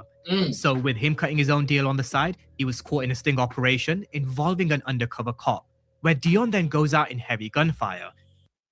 I will give it to him. The warehouse where they were meeting up at that might have had a bunch of evidence of past crimes that they've done and all that, plus the truck that was full of all the product. He did go out the right way. He set the whole warehouse on fire, and then he went out shooting just in case they put him in that little ass room and he ended up snitching. Because you know, when they put you in that little ass room, the first thing they do is say, man, come on, man. You know you got kids. You got 2 baby mamas, 2 wives, 4 kids. You really want to go away for Coltrane? You really want to go away from it? So that would have been a way to get him to snitch. So to get take himself off the board, He comes out shooting. Of course, they clipped him up, and that was that. Now, even though Styles wanted him alive, that was the moment where Styles finally got one upon Coltrane, the moment where everything changed, and also where the battle between Styles and Coltrane began to explode into action. We then saw Asai confront Coltrane while he was beside his own father's grave, and this was him making his chess moves. We learned earlier on when Coltrane was in prison, he was very quiet, kept himself to himself, and he was someone who always played chess. But this was Asai Styles now making his move. When he met Bruddy in the graveyard, light skin here was here telling him, "Yeah, I got you, bitch. It's all but a matter of time." You know, Coltrane telling him, "Dude, quit while you're ahead. You're never gonna catch me. You take me in now. If it's like that, you're never gonna catch me." So I like the whole when the big bad and the supposed good guy come together and they do the whole "I'm gonna catch you, bitch." No, you're not. No, you're not. No, you're not. They did a lot of that in this, and I loved every time that they talked because Coltrane was getting smart with this fool, and he couldn't control his emotions. He had this face the entire series, just mad because shit wasn't going his way. Closing the walls in from every single direction. He didn't just deliver the news that Dion was dead, he raided Wilder Holdings with his assets frozen, he embarrassed Wilder, ruined his reputation, integrity, and image. And for the first time, Styles was on top. He wasn't just here to play games, like we said earlier on, and when you have someone as obsessed as Styles, it can really go one of two ways. And we actually did see both ways play out in the subsequent episodes, where his obsession went against him, but also where it put him on the right path of uncovering the... He was so obsessed with getting Coltrane Wilder that his partner here, old girl right here, she said, "I'm not going down with you. Let me get the fuck away from you before I lose my motherfucking job too, because the captain done told you to leave it alone." As a matter of fact, the captain was trying to put Styles in so that he could be captain, so that he could stop all this craziness. He just would not let this particular case go. And I'm going to tell you, sometimes that obsession, it'll be what drags you under. Truth, and eventually also his team, thanks to Detective Cruz. But the fact that he was here making these moves of not just raiding Wilder Holdings, but also Coltrane and Ebony's home, the room that they had set up for their baby that they just lost, Coltrane knew the only move to make in this situation was to go on the attack. He had to play on the offensive. Ebony wanted to leave the US, but Train said, "Not gonna lie to y'all, when all that stuff happened after the house got raided, I would have listened to my woman. We'd have left the country and went somewhere with no extradition." This whole I have to win the game, and that'd be the thing about motherfuckers. Coltrane has the exact problem that Styles has. Don't know how to let something go. So after the whole police raiding his house and all of that, he couldn't just let it go. He has to go get his get back. And his wife right here is telling him, "Look, let's just leave. I'm pregnant. Let's go to some other country and live the rest of our lives." My man said, "Nah, sometimes the only way through something is to actually go through it." What the fuck? Nigga, the feds is looking for us. I'd have been Ebony, he'd have been talking to me on the phone from Morocco or wherever Dom and all them went, Dominic Toretto and all them went at the end of Fast and Furious. I'd have been talking to his ass on the phone from over there. You're not going to catch me. that the best decision was to stay the course, see this through, because sometimes the best form of defense is actually attack. Him, Stro, and Choi made Dean a promise that they were gonna make things right. They took away Dion, they took away Coltrane's money, his business, his reputation, and now he was promising to take everything away from Styles. And they weren't afraid to take it in blood either. Now, if it wasn't clear and obvious already which side you guys were on at this moment in time, I'm sure right about now you would have probably made your choice if you hadn't made your choice before. And I do think it is important to say, even though I am actually Team Wilder, he may have been a reformed business. See, this show is so good. It has you rooting for the bad guys. You hope they get away. Man, he may have been out of the game at one point where he did manage to turn his life around, but he definitely isn't a good guy. He's a cop killer, a thief, a violent man who wasn't afraid to take it to the streets and also take blood. We saw how he killed countless of cops. He definitely isn't a good guy. Like we previously made the case for Ghost not being the good guy of power, but somehow you find yourself rooting for them anyway. But as the story progresses and as the story unfolds, you then start to uncover more layers of this particular character. On the other side, you had a very obsessive cop who wanted to do things the right way. My man was on the news. Styles was on the news looking right at the camera like, I know who y'all are and I'm going to catch y'all. This was the beginning of the end right here after that diamond heist. Wanted to bring these guys in and get justice the right way. But sometimes his overzealous nature can always go against these types of characters. And I don't think there is a right or wrong in terms of who you're rooting for. some will be on Team Styles and some would have been on Team Coltrane. But if you were on the fence in terms of who you were rooting for, by the time we got to this particular stage here, I'm sure this would have been the moment where you would have made your choice, Team Messiah Styles or Team Coltrane Wilder. Now, Coltrane definitely knew he was up against it. Styles had made his move and he was closing in from every single direction. So this is where we saw Train deploy a multi-layered revenge mission that included Candice being set up with Malik. So they could then use this in a blackmail scheme if they needed to a bit later on. Throughout his own investigation, he also learned that Amos was Styles' father and their relationship wasn't that great. That's also something that Train decided to play on to get back at Styles. Okay, this part right here, right? Let me see if I can get this right. This part right here that we're looking at. You got Styles' father, who used to be a gangbanger, was locked up with Coltrane Wilder and the rest of the guys on the team. He shows up, Coltrane shows up to Nightmare's house one day and says, do you want to make some money? You haven't seen these people in a month of Sundays, and all of a sudden they come up with some do you want to make money type scheme, and you know how they get down and you just roll with them. None of that seemed weird to you at all. So I already knew that Styles' father was probably going to die or go to jail. It was a setup from jump. And niggas be so quick to go get some cash and go get into some gangster shit that they don't even think. Later on, throughout his own investigation, he also learned that Amos was Styles' father and their relationship wasn't that great. That's also something that Train decided to play on to get back at Styles. One of the best forms of attacking someone in this type of game is the use of family. They're not in the drug game as such, but the same principles definitely apply that we often speak about so often with power. When it comes to weaknesses in the street game, they definitely still stand. Family can be targeted as a form of weakness, and this was a very clever That's a fact. Most of the time, characters like this, they try and keep their family away from the business, but it never happens. Your family can definitely be used as pawns in these certain types of situations. How many times did we see somebody having to go rescue Tariq because he done got into some bullshit on power? People using your family against you. Chess move by Train, using Amos not just as a wheelman, but framing him for Andre's murder at the same time, making him take the fall. The way in which he gave the gun to Amos just to get his fingerprints on it, just so they could use it to frame. Now look at this. They're in the car. They're on the way to go kill this this Armenian drug lord, Armenian gangster, and take all his money. Coltrane hands Styles' father this gun. As you can see, he doesn't have on any gloves as he's supposed to be the wheelman. If you've ever been in anything and you know what we're about to go do, why are you grabbing that gun bare hand? Hold on, give me a glove. Let me get that right quick. He wasn't even thinking because he's so quick to get into some gangster shit because that's all he knows. Trash. For Andre's murder was a very clever chess move, again showing how Coltrane is someone who always thought 3 moves ahead. Now Train did also warn if the cops were in their way, they were going to hit them hard, and that's exactly what we saw around the episode 6 mark. A crazy gunfire starts with a lot of law enforcement members going down, and okay, the way that this gunfight starts, right? Coltrane Wilder and his crew are all in this little sprinter right here I'm pointing to. As they're in the sprinter, caught in traffic, they made the heist. They killed the Armenian gangster. They framed Styles' father. Everybody's about to get away clean, but they're stuck in traffic right here. As my man turns to the right, Stroh turns to the right, he sees in the other car the cops that are actually after him on the case.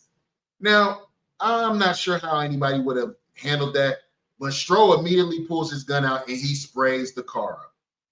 He sprays the car with those officers in there that are on the case, which leads to this gunfight right here in the middle of the street where a bunch of cops died and a couple other people got clipped. It was crazy, that gunfight. But I will give it to Styles' father. He got out and started killing cops too. Wow. Again, I will ask you guys a question. You may not agree with Styles' methods or his overzealous nature, but was he right in terms of Wilder being a bad guy? I definitely think so. Just think about how many innocent lives would have been lost in this situation. Now, during this gunfight, the trainee Brinkley also took a shot to the chest from Amos. That's right. That's right. Styles' father ends up shooting Styles' new trainee, the young boy here. Caught one. Dropped him. Often do say during my breakdowns of power, history doesn't repeat, but it sure does rhyme. And this was one of those moments. When Amos and Styles locked eyes, Styles hesitated to pull the trigger, but Amos didn't. However, How would you feel if you was in a gunfight, you saw your father on the other side shooting at you? Would you take the shot? If you had the one up, would you take the shot, or would you do what Styles did and hesitate? The only guys from the crew that managed to escape were Amos and Coltrane. Stro took a couple of hits, and so did Choi, who are both in police custody at this moment in time and in hospital recovering. And that's something to definitely keep in mind for season 2. Now, due to all this chaos, there was always going to be consequences and repercussions, and one of them was Styles losing his gun and badge, which in my opinion shouldn't really be a shock to anyone. We knew that was going to happen from the entire time the show was going on, how he just didn't want to let shit go. I knew he was going to lose his gun and badge. It was sad to see, but it's one of those, the captain's telling him, you were working outside the books and they got a bunch of people killed. You needed some backup and you knew what was going on and didn't tell anybody. They got a lot of people killed. So he ended up having to give up his gun and badge because the captain said, if you knew where they were, who told you where they were? Who told him where they were was a cartel head. So this is, again, what I mean. If Dom is still watching, my man Dom's gas station is still watching. Styles, a lieutenant of the law, went to a cartel leader and asked for some information to find these guys. If you're willing to do anything to win, even if it's the bad thing, are you really a good guy? However, we knew this was never really going to stop Styles from doing whatever he wanted to do, continue chasing this case and continue chasing Coltrane Wilder. We know cops who are overzealous and obsessive, they'll stop at nothing to get what they want, especially with Amos now being pulled into the situation by Coltrane. And this fool, they done pulled the heist off and he still got the clothes from the heist on. Them bitches would have been in somebody's trash can or burned by now. Just stupid. That was really the next battle between Train and Styles. The first to get to Amos. Train wanted to get rid of a loose thread, and Styles wanted to get to his father to get to justice, and also because he wanted Train. Now with Amos, he was planning his escape through an old acquaintance, Earl Hayes. He owned a strip club, but I will give it to Amos. Amos was like, I got all this money, I'm finna go to Mexico. My man right here still had his hand in the... My man right here was going to give him safe passage to Mexico, give him a new ID and all that. But he was like, my man with the IDs and all that ain't going to be in here till tonight. You're going to have to sit in here in this strip club amongst all this ass and titties until my man showed up. I'm not chilling in no strip club, but I'm wanted for murder. I'm sorry, I'm just not going to do that. Import and export business. He was basically the man who could get Amos across the border into Mexico. With Styles, he did eventually find the name Earl Hayes through Ika, and he did come face to face with his pops in the strip club, where Train was watching on as well. They were both there for the same man. At the same time, we also saw Harper slipping Train. Harper is working for Coltrane. She's a dirty cop. She slips Coltrane Styles' service weapon, because if y'all can remember what I just said, he just turned in his gun and badge. And his service weapon is going to be now used in a crime. Package, and that was Styles' gun that was taken from him when he was suspended. Unfortunately, none of them could do anything at this particular moment in time because in came law enforcement. But with Train being 3 moves ahead, he knew Amos couldn't leave without taking back the necklace of Josiah. That was Amos' second son, who'd unfortunately passed away many years before. He overheard a lot of conversations and also saw the necklace in... We're not going to do all that. Amos was in the gang and he introduced his son, Josiah, into the gang life. Josiah got killed in the streets. That is why Styles and his father do not have a great relationship, because he introduced his brother to the gang life and his brother ended up getting killed while your sorry ass is still walking around alive. Himself when he broke into Josiah's house. He knew before Amos made his escape, there was no way he would leave without that chain. And that's where they came face to face. That's where Amos went down with Noah hiding in the cupboard, witnessing Train killing his grandfather. Checkmate. Now, with Amos's death, Noah at the crime scene. Okay, this kid. This is Styles' son, Noah, the basketball star and all that. If this isn't the dumbest, I want to be street, but I don't have a street bone in my body ass kid I've ever fucking seen. He's worse than Tariq, bruh. So he sees Coltrane kill his grandfather right in front of him. His grandfather told him hide in the closet. He's watching this whole thing happen. His grandfather handed him a gun. He could have saved his grandpa, but he was too scared to shoot. So he says, I'm going to go spin for grandpa. He finds himself a gun, and now he's missing, trying to go look for Coltrane to get back some get back for his grandpa. Just non-street and stupid. Boy, go to school. Go play basketball. You know you ain't built like that. It's all fair. as being at the crime scene, a cop who at that particular moment in time was suspended due to his obsession and mistakes. Cruz, Captain Jimmy, and Harper walking into the crime scene, they didn't know what to think or make of the situation. They don't know if it was Noah who pulled the trigger with a gun in hand. They don't know if it was Styles who pulled the trigger. They had no idea if Noah pulled the trigger, with Styles then taking the rap for his son. The whole situation was a complete... As he should have. And a mess. That's one thing Ghost wouldn't do. Ghost ain't gonna take the rap from nobody. Hey, nah, nigga, I'm about to be the governor, Tariq. We gonna go ahead and let them people know that you killed a cop, and yeah, we'll get you some help. Yes, a mess that Captain Jimmy did want to help with. He did give Styles a way out of the situation by trying to tell him they'll make him look like the hero in the situation, because this is someone who he actually really cared for. He wanted to make Styles the next captain after he had retired.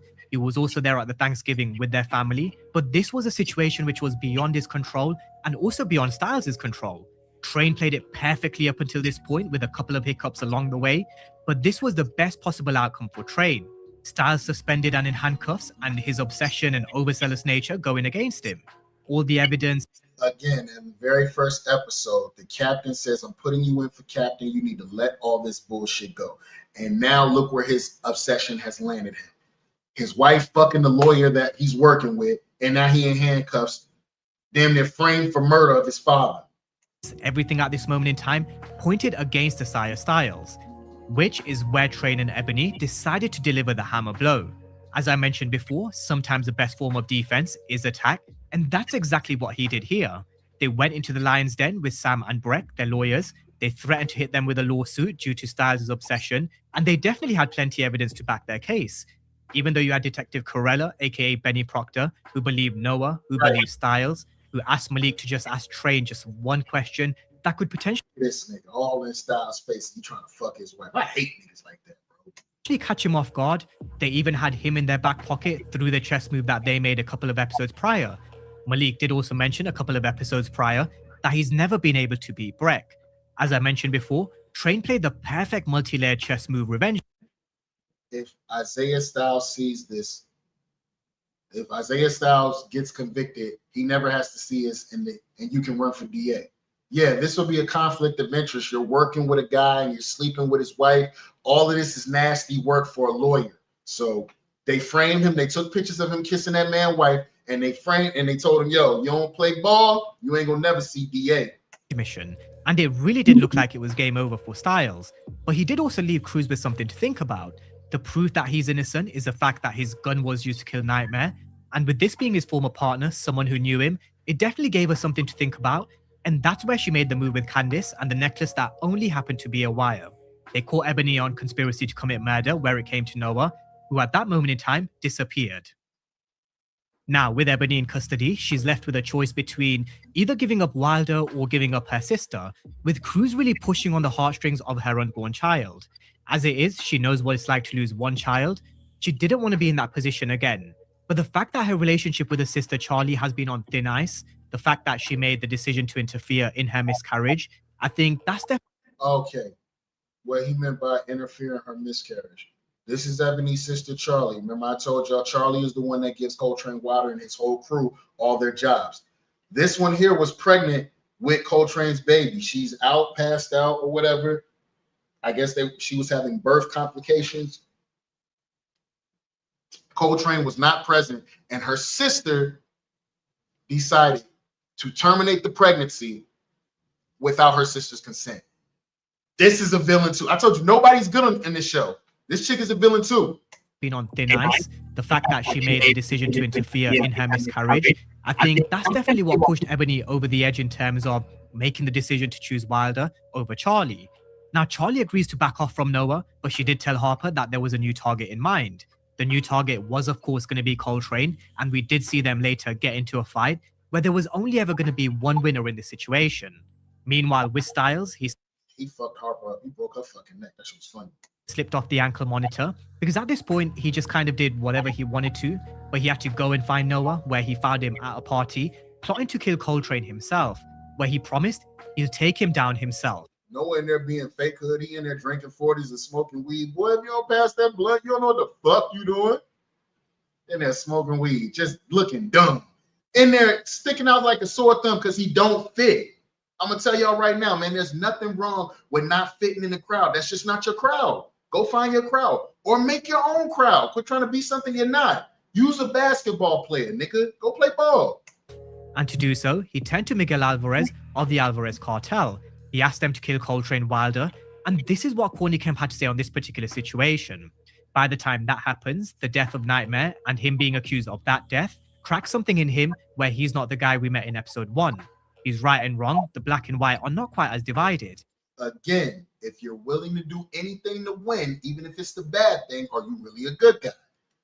Now, the cartel does kind of do its job. Although they weren't to know they haven't taken Ebony, they actually took Candice by mistake. Both Candice and Ebony were in the house at that moment in time, with Ebony escaping, but they grabbed Candice thinking she was Coltrane's wife. Now, Candice does eventually help Coltrane find out the whereabouts of Ebony, and she was actually in hospital. She slipped and hurt herself, and she was in hospital. The baby was fine, but she was heavily guarded by law enforcement. They knew once they had Ebony, there was no way Wilder wouldn't come to the rescue. But again, this is someone who we've spoken about as being 3 moves ahead. He spoke to Charlie and he told her that they needed to put their differences aside and look at the bigger picture. The bigger picture being the welfare of Ebony and her unborn baby. So Charlie sent in a team of nurses to break her sister out, while Coltrane used himself as bait to distract law enforcement. This was a fire move. Coltrane came in the hospital and let people see him just so they would chase him and his wife could get up out of there. It was a fire move. And that's where we see another chase where it really did turn out to be everyone against Wilder. You had law enforcement chasing him, you had the Alvarez cartel chasing him, with even Noah and Amos people after him. It was literally everyone against. Look at this fucking kid running after a grown man with a gun, knowing he ain't ready to bust. Coltrane Wilder, where it then came down to one final showdown, with Noah having Coltrane at gunpoint boxed in. Now, this is the man who killed your grandfather, right? You got the gun on him. He got his arms open saying, what you want to do? He was like, you know, if you kill me, there's no coming back from that. It was too much talking. That's how I knew this kid wasn't going to do nothing. It's too much talking. Too much talking. If you're going to do it, get it done. Styles was forced to choose between Noah and Coltrane Wilder, with Noah being hit from a stray bullet from the Alvarez cartel. And this was someone who he'd been chasing from episode 1. And it comes back around to the question that I asked at the beginning of this particular breakdown. Did anybody really win? Corny Kemp mentioned at this moment in time, at the final minute, having lost almost everything and never having made a choice in favor of their families, they finally make the right decision. But again, even though Styles makes the right... Coltrane tells Styles, your boy, he's over here. He's got a bullet in his leg. Now, this is the same disrespectful kid laying on the ground. He's been disrespectful. He even told, in one of them episodes, he told his dad, fuck you. He told him he wasn't shit and all that. Woo, woo. You know what I'm saying? You now got a bullet in your leg, and the first person he crying for, Dad, help me, Dad, Dad.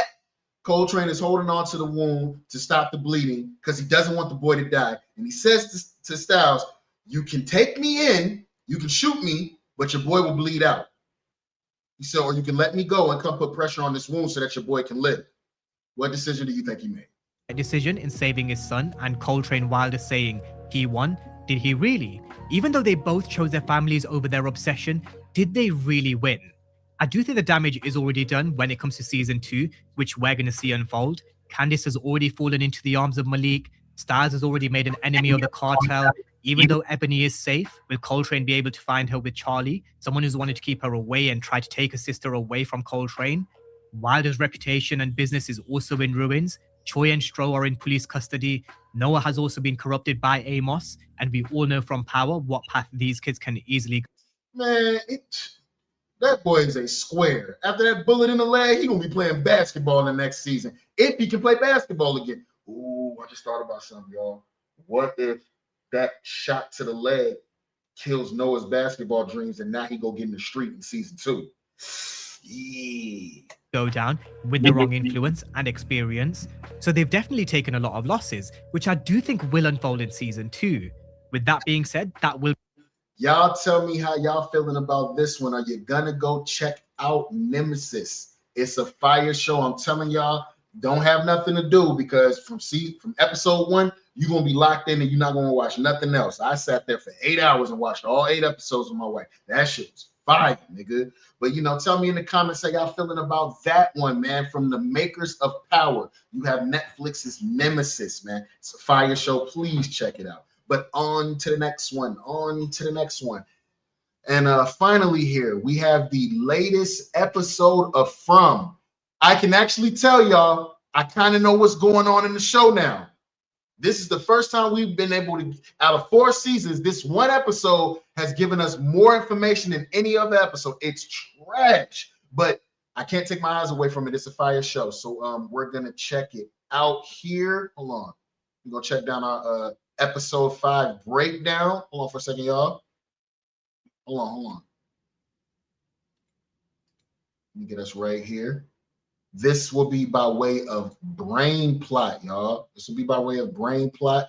We're going to check out what happened in the latest episode of From, and then we're going to ride this thing on out. The session be over. Hold on, y'all. Y'all been keeping up with From? This is the first episode out of 4 seasons where we've gotten some clear answers, y'all. That's why this is important to me. I'm Kui.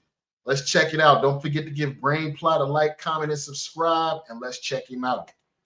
Season 4, Episode 5 of From's core theme was all about remembering, and we saw that present throughout every character in the episode. We saw Jade whilst on his trip trying to remember his past carnations, how to save the children, and how to ultimately escape the town. Tabitha with the dolls that she had when she was younger. Henry and what his life on the outside was like. Julie and her story walking, and Mariel and her being stuck in the cave. I ain't gonna lie, this episode was kind of fire. I'm not gonna lie to you. However, as we saw with Jade and Tabitha, by looking into the past, there can be information there that'll help their future and present-day selves. With creatures conjuring up an awful death for Roger, this episode was a great one that provided some answers and showed just how dark the show could truly be. So with that, let's dive into the episode, break it down, and I'll share what I thought of it. Here is From Season 4, Episode 5, Ending Explained. Just to let you know, this video will contain spoiler country, Jack. We don't play around here. You want some, go see the episode first and then come back and watch this. But we about to get into it. Spoilers. Jade's trip.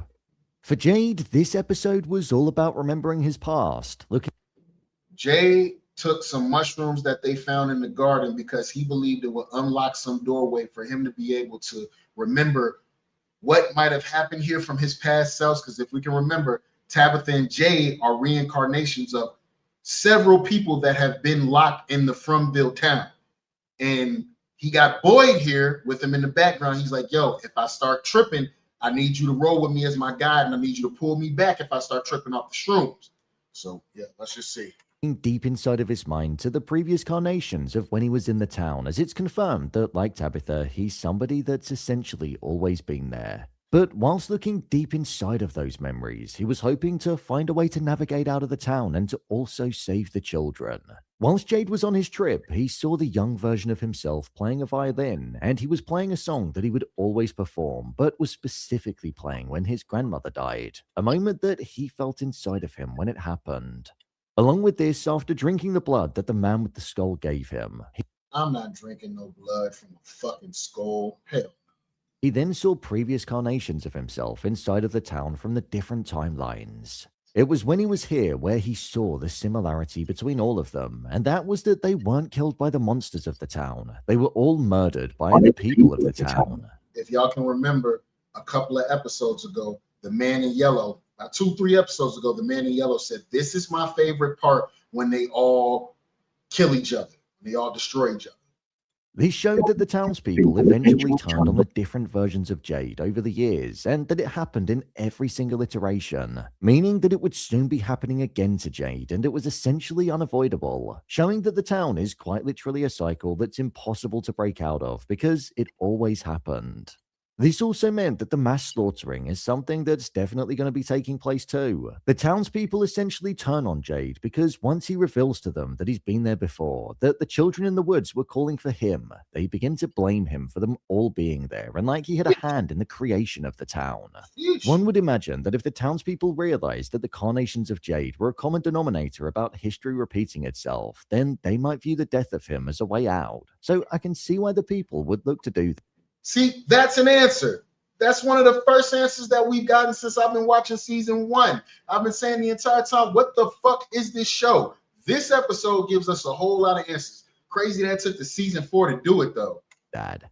Jade was looking deep within his mind for a way out of there, and it ultimately led him to a hallway through a door that led to the caves, which was behind a door inside of Colony House in the basement, a door that doesn't seem to exist there in the actual timeline. So it makes me wonder if following this trip, we're going to see Boyd and Jade looking to open up that gateway to the caves from there. Throughout the entirety of the episode, we thought we were watching Jade wandering around Fromsville the entire time. However, what we actually saw was that Jade was just sitting in his chair the entire time, with Boyd watching over him and him imagining it all in his mind. I thought that was the perfect thing about it. Jade's answers were inside of his mind all along, and that was where he found them. He didn't find them in the physical Fromsville, but he found them inside his memory of it from over the years, which is exactly what the intention of the trip was. When Jade was going down the hallway to the caves, he ended up going to the spot where the children died, and he was placed inside of a tomb by the creatures that emerged from the shadow. I ain't gonna lie to you. I thought this was it for Jade. I thought they was about to rip him limb from limb. But instead, they did something even better. They put him in an empty, shallow grave and put a rock on top of it. Inside of the tomb that he was placed in was one of the children, and they said to him, Ankui, which we know means remember. And it was here where he then woke up and said how he knew what he needed to do to get everybody out of there and for it to not happen again. Is Jade gonna die, y'all? If you've been keeping up with this show, do you think this carnation of him, this version of him, is actually going to die, or will they escape the town? We saw by the previous carnations of Jade, they always got killed by the townspeople every time. So breaking the cycle is something that's key to altering the outcome of the events. Maybe Jade was taken to that specific spot because he needs to either sacrifice himself to the monsters where the children were killed in order for the other townspeople to be able to escape, as he's a common denominator. If the people don't turn on each other, which is what it seems like is going to be an inevitability, and could be because of Jade, I wonder if the events altering will ultimately break the cycle. Jade was certain on what it is that he needed to do, and the spot where he was laid in the tomb is something that's going to be of great importance. So I think we're going to see Boyd and Jade heading in that direction and looking to see what's underneath. I'm not going to where they put me in a fucking empty grave and put a rock on top of me. It happened in your mind. It'll probably happen in real life. Because one of the monsters, as they was putting him in the grave, they said you should have left with Boyd. You never really were a smart one, though. Sheesh. So that monster was talking about every incarnation of him. Every incarnation of him. Not smart. Beneath that stone that Jade was placed in. I did find it interesting that it was said that what happened to Tabitha was far worse than being killed by the townspeople, which is what happened to Jade. Tabitha and Jade seem like two people that the town wouldn't turn on at the moment, so I'm both excited and fearful over what could be on the horizon for them. Tabitha at the lake with the scarecrows. Everything about this part of the episode was... Okay, last episode, they found the quote-unquote lake of tears because the little boy told them to bring their ass over there, and they pulled something out of the water, and it looks like bodies. As they pull the bodies to shore, it looks like 3 giant dolls. As you can see, you got a button for an eye and all of that. Old girl here, the old head, she says, there's only one time when I've seen overgrown dolls be in some situation that where they need to be needed. The little boy says they're scarecrows. But these scarecrows were placed inside of the lake. They were under the water in the lake. And normally, scarecrows are there to scare something from approaching. So if those scarecrows were in the water, maybe they're trying to keep something down there. You know what I'm saying? Craziness all the way around. From, in my opinion, whether it be the dragging in of the scarecrows from the lake, the melancholic score that underpinned the scene, the creative and brutal death of Roger, or the memories that Tabitha was digging deep into. With what were believed to be bodies being found at the end of the previous episode, we saw that they actually turned out to be scarecrows, and with Donna then realizing that scarecrows are normally used to keep things away, she wanted to put them back into the lake because she thought it was keeping something under there. However, she couldn't have been more wrong. Tabitha had actually seen those dolls before, but they were a lot smaller and she used to play with them when she was younger. However, now they were huge. These were the dolls that the angry man threw into the lake, but then when he died, they emerged and wanted... She's talking about a past version of herself and her younger self. This is crazy. ...to get revenge of some kind. This made me wonder about the power of the lake. We know that the lake didn't heal, and it wasn't the Lake of Tears because the bird that Ethan was caring for died. But with it being able to make the dolls bigger and also fueled with rage, I wonder if there is a power that's in there. We did hear singing out there during the night, and it was almost like a siren of some kind. So I wonder if there's going to be more than meets the eye with that. These scarecrows were definitely the most terrifying thing of the season so far. That's a fact. When they stormed. Yo, so they didn't make it back to Colony House at night, right? So they're all taking refuge in this little cottage or whatever, because supposedly they thinking the monsters are going to come in there. All for those dolls that they put back into the lake to become animated, reanimated or whatever. They're walking upright and all that. They bust through the damn wall in the little cabin that they were in. One of the guys, this one right here, he ripped somebody's jaw. Just ripped the jaw. I said, oh, shit was fine. Stormed in, grabbed a hold of Roger, and then ripped his jaw off. It was absolutely brutal and showed that they were taking no prisoners and giving no chances. Even when they placed Patty's face on the fire, they were on a mission. It was only when Tabitha remembered and used one of the totems to kill it when it stopped, and the others then fled the scene. She said she remembered what to do, which is why she picked up the totem, but what this showed us was that the totems don't actually work in the way that we thought. We originally thought that they were a boundary that kept the monsters at bay. However, if they acted as a boundary or a barrier, then the scarecrows wouldn't have gone there. So we still don't properly understand what they're used for. There was a moment in this episode where Ethan said to Donna how he liked it when she was around because it felt less scary. And honestly, when he said that, I thought it was going to be some subtle foreshadowing, which was insinuating that this was the episode where Donna was going to die. I thought so too. I like it when you're around. It's less scary. I said, man, they finna rip that lady head off. When that scarecrow got a hand on her as well, I thought she was toast, but thankfully she got to live.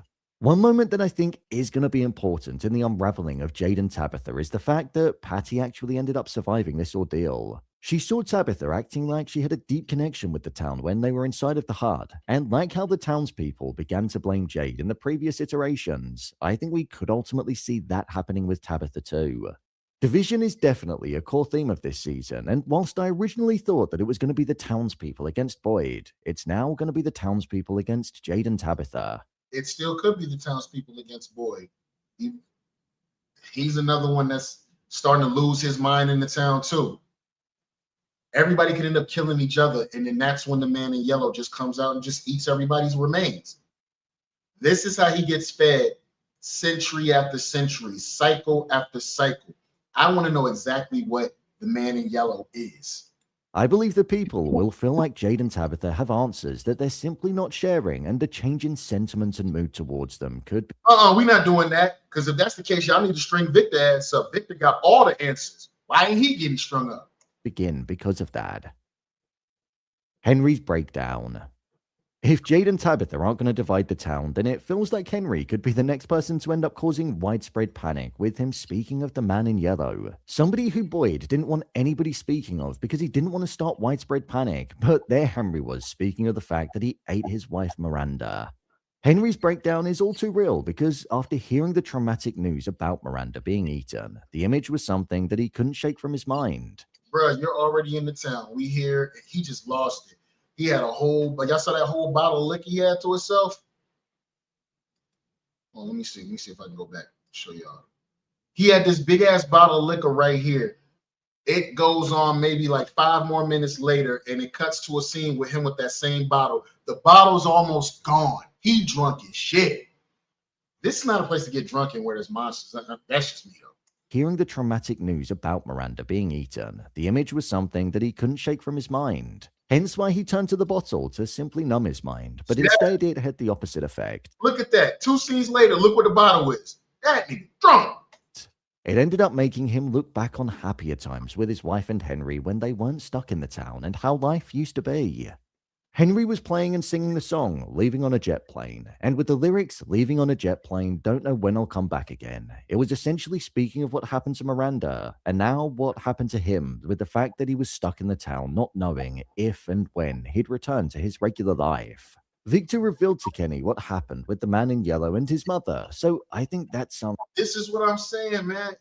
String him up. Get Victor. Victor has answers, bro. I don't care nothing about that. he's 40 or 50 something with the mind of a 12-year-old. I don't give a shit. Bitch, you got answers. How can we get home? If anybody need to get ripped apart, it's him. And his mother. So I think that's something that could begin to cause Kenny's mind to spiral and simply add to the division even more. Kenny's out there navigating, trying to make sure Fatima is safe whilst creating her golem, trying to keep Sophia safe, trying to make sure Henry and Victor are okay, and now he's holding on to the information of the man in yellow feasting on the residents in the town. Mariel's memory. This story was all about showing us that Sophia was playing with Mariel, and she was doubling down on the fact that Mariel doesn't believe in a higher power by saying that she was a prophet that was chosen by God to hear the suffering. Sophia made sure that Mariel was being tortured and reminded of when she was chained up in the cave. She heard the screams of all of the people that had died in the town, which confirmed to her that there wasn't even a way of escaping. This one here gonna go crazy. I just see that happening. There's no two ways about it. Because she's not telling anybody what she feels, what she sees. She's going to end up going crazy. She might be the first one to body somebody in the town. Fromsville in death. But also, when Sophia touched Mariel, she began hallucinating and seeing herself chained up again. Right now, I think Sophia's goal is to basically cause chaos amongst the townspeople and for a lack of trust to form and for division to begin to rise to the surface. As we know, the man in yellow's hungry and ready for that feast that we know that he has every cycle. So Sophia's essentially just playing with her food before she eats it. I actually found Mariel to be quite annoying in this episode, and I thought her acting was a little stale, which was a bit disappointing. The line delivery was flat, and when she was panicking and in that state of hallucination, I thought it was performed quite poorly. Mariel was onto something in this episode, though, as she said how there was something old and ancient that was there, feeding off of the suffering, and that it didn't stop, even after they... I like how she put that. There's something old and ancient and evil here, and it's feeding off of all our suffering. That's why we can't leave the town. Because my thing is I'm looking at it like, if I'm there, I'm asking everybody, so we just gonna live here forever? Something's got, there's no way that this is the end. You gotta start asking those questions. Died. When she said that, if only she knew that the person that was causing it and the higher power that she didn't believe in was standing right in front of her. With Sophia being so close to Mariel and tormenting her, I do wonder if Mariel will begin to spot the signs that there's something not quite right with Sophia. My review of the episode. This was a strong episode of the show in my opinion. I feel like it had a bit of everything. This was the strongest episode of the show. This was the strongest episode of the show in its entirety. All 4 seasons so far, this was the strongest show because we finally are starting to get some answers. There's supposed to be another season after this. It's going to be the final season. I want to know what type of cliffhanger we're going to be left with at the end of all of this. So y'all tell me how y'all feeling about that, man. The latest episode of From. Have we gotten some answers? Are you feeling a little bit more satisfied? I'm feeling a little more satisfied, but not completely. We're probably going to get some crazy cliffhanger at the end of this season. I'm here for it. Y'all tell me how y'all feeling about that one in the comments, man. All right. This is the end of the sesh. Salute to everybody that stayed. Don't forget to keep smoking, man. Don't forget to like, comment, and subscribe. Salute to everybody's content that we reacted to today. It's your boy, Slave DiBiase. This is the Offenders Initiative podcast. Keep smoking, y'all. Yeah.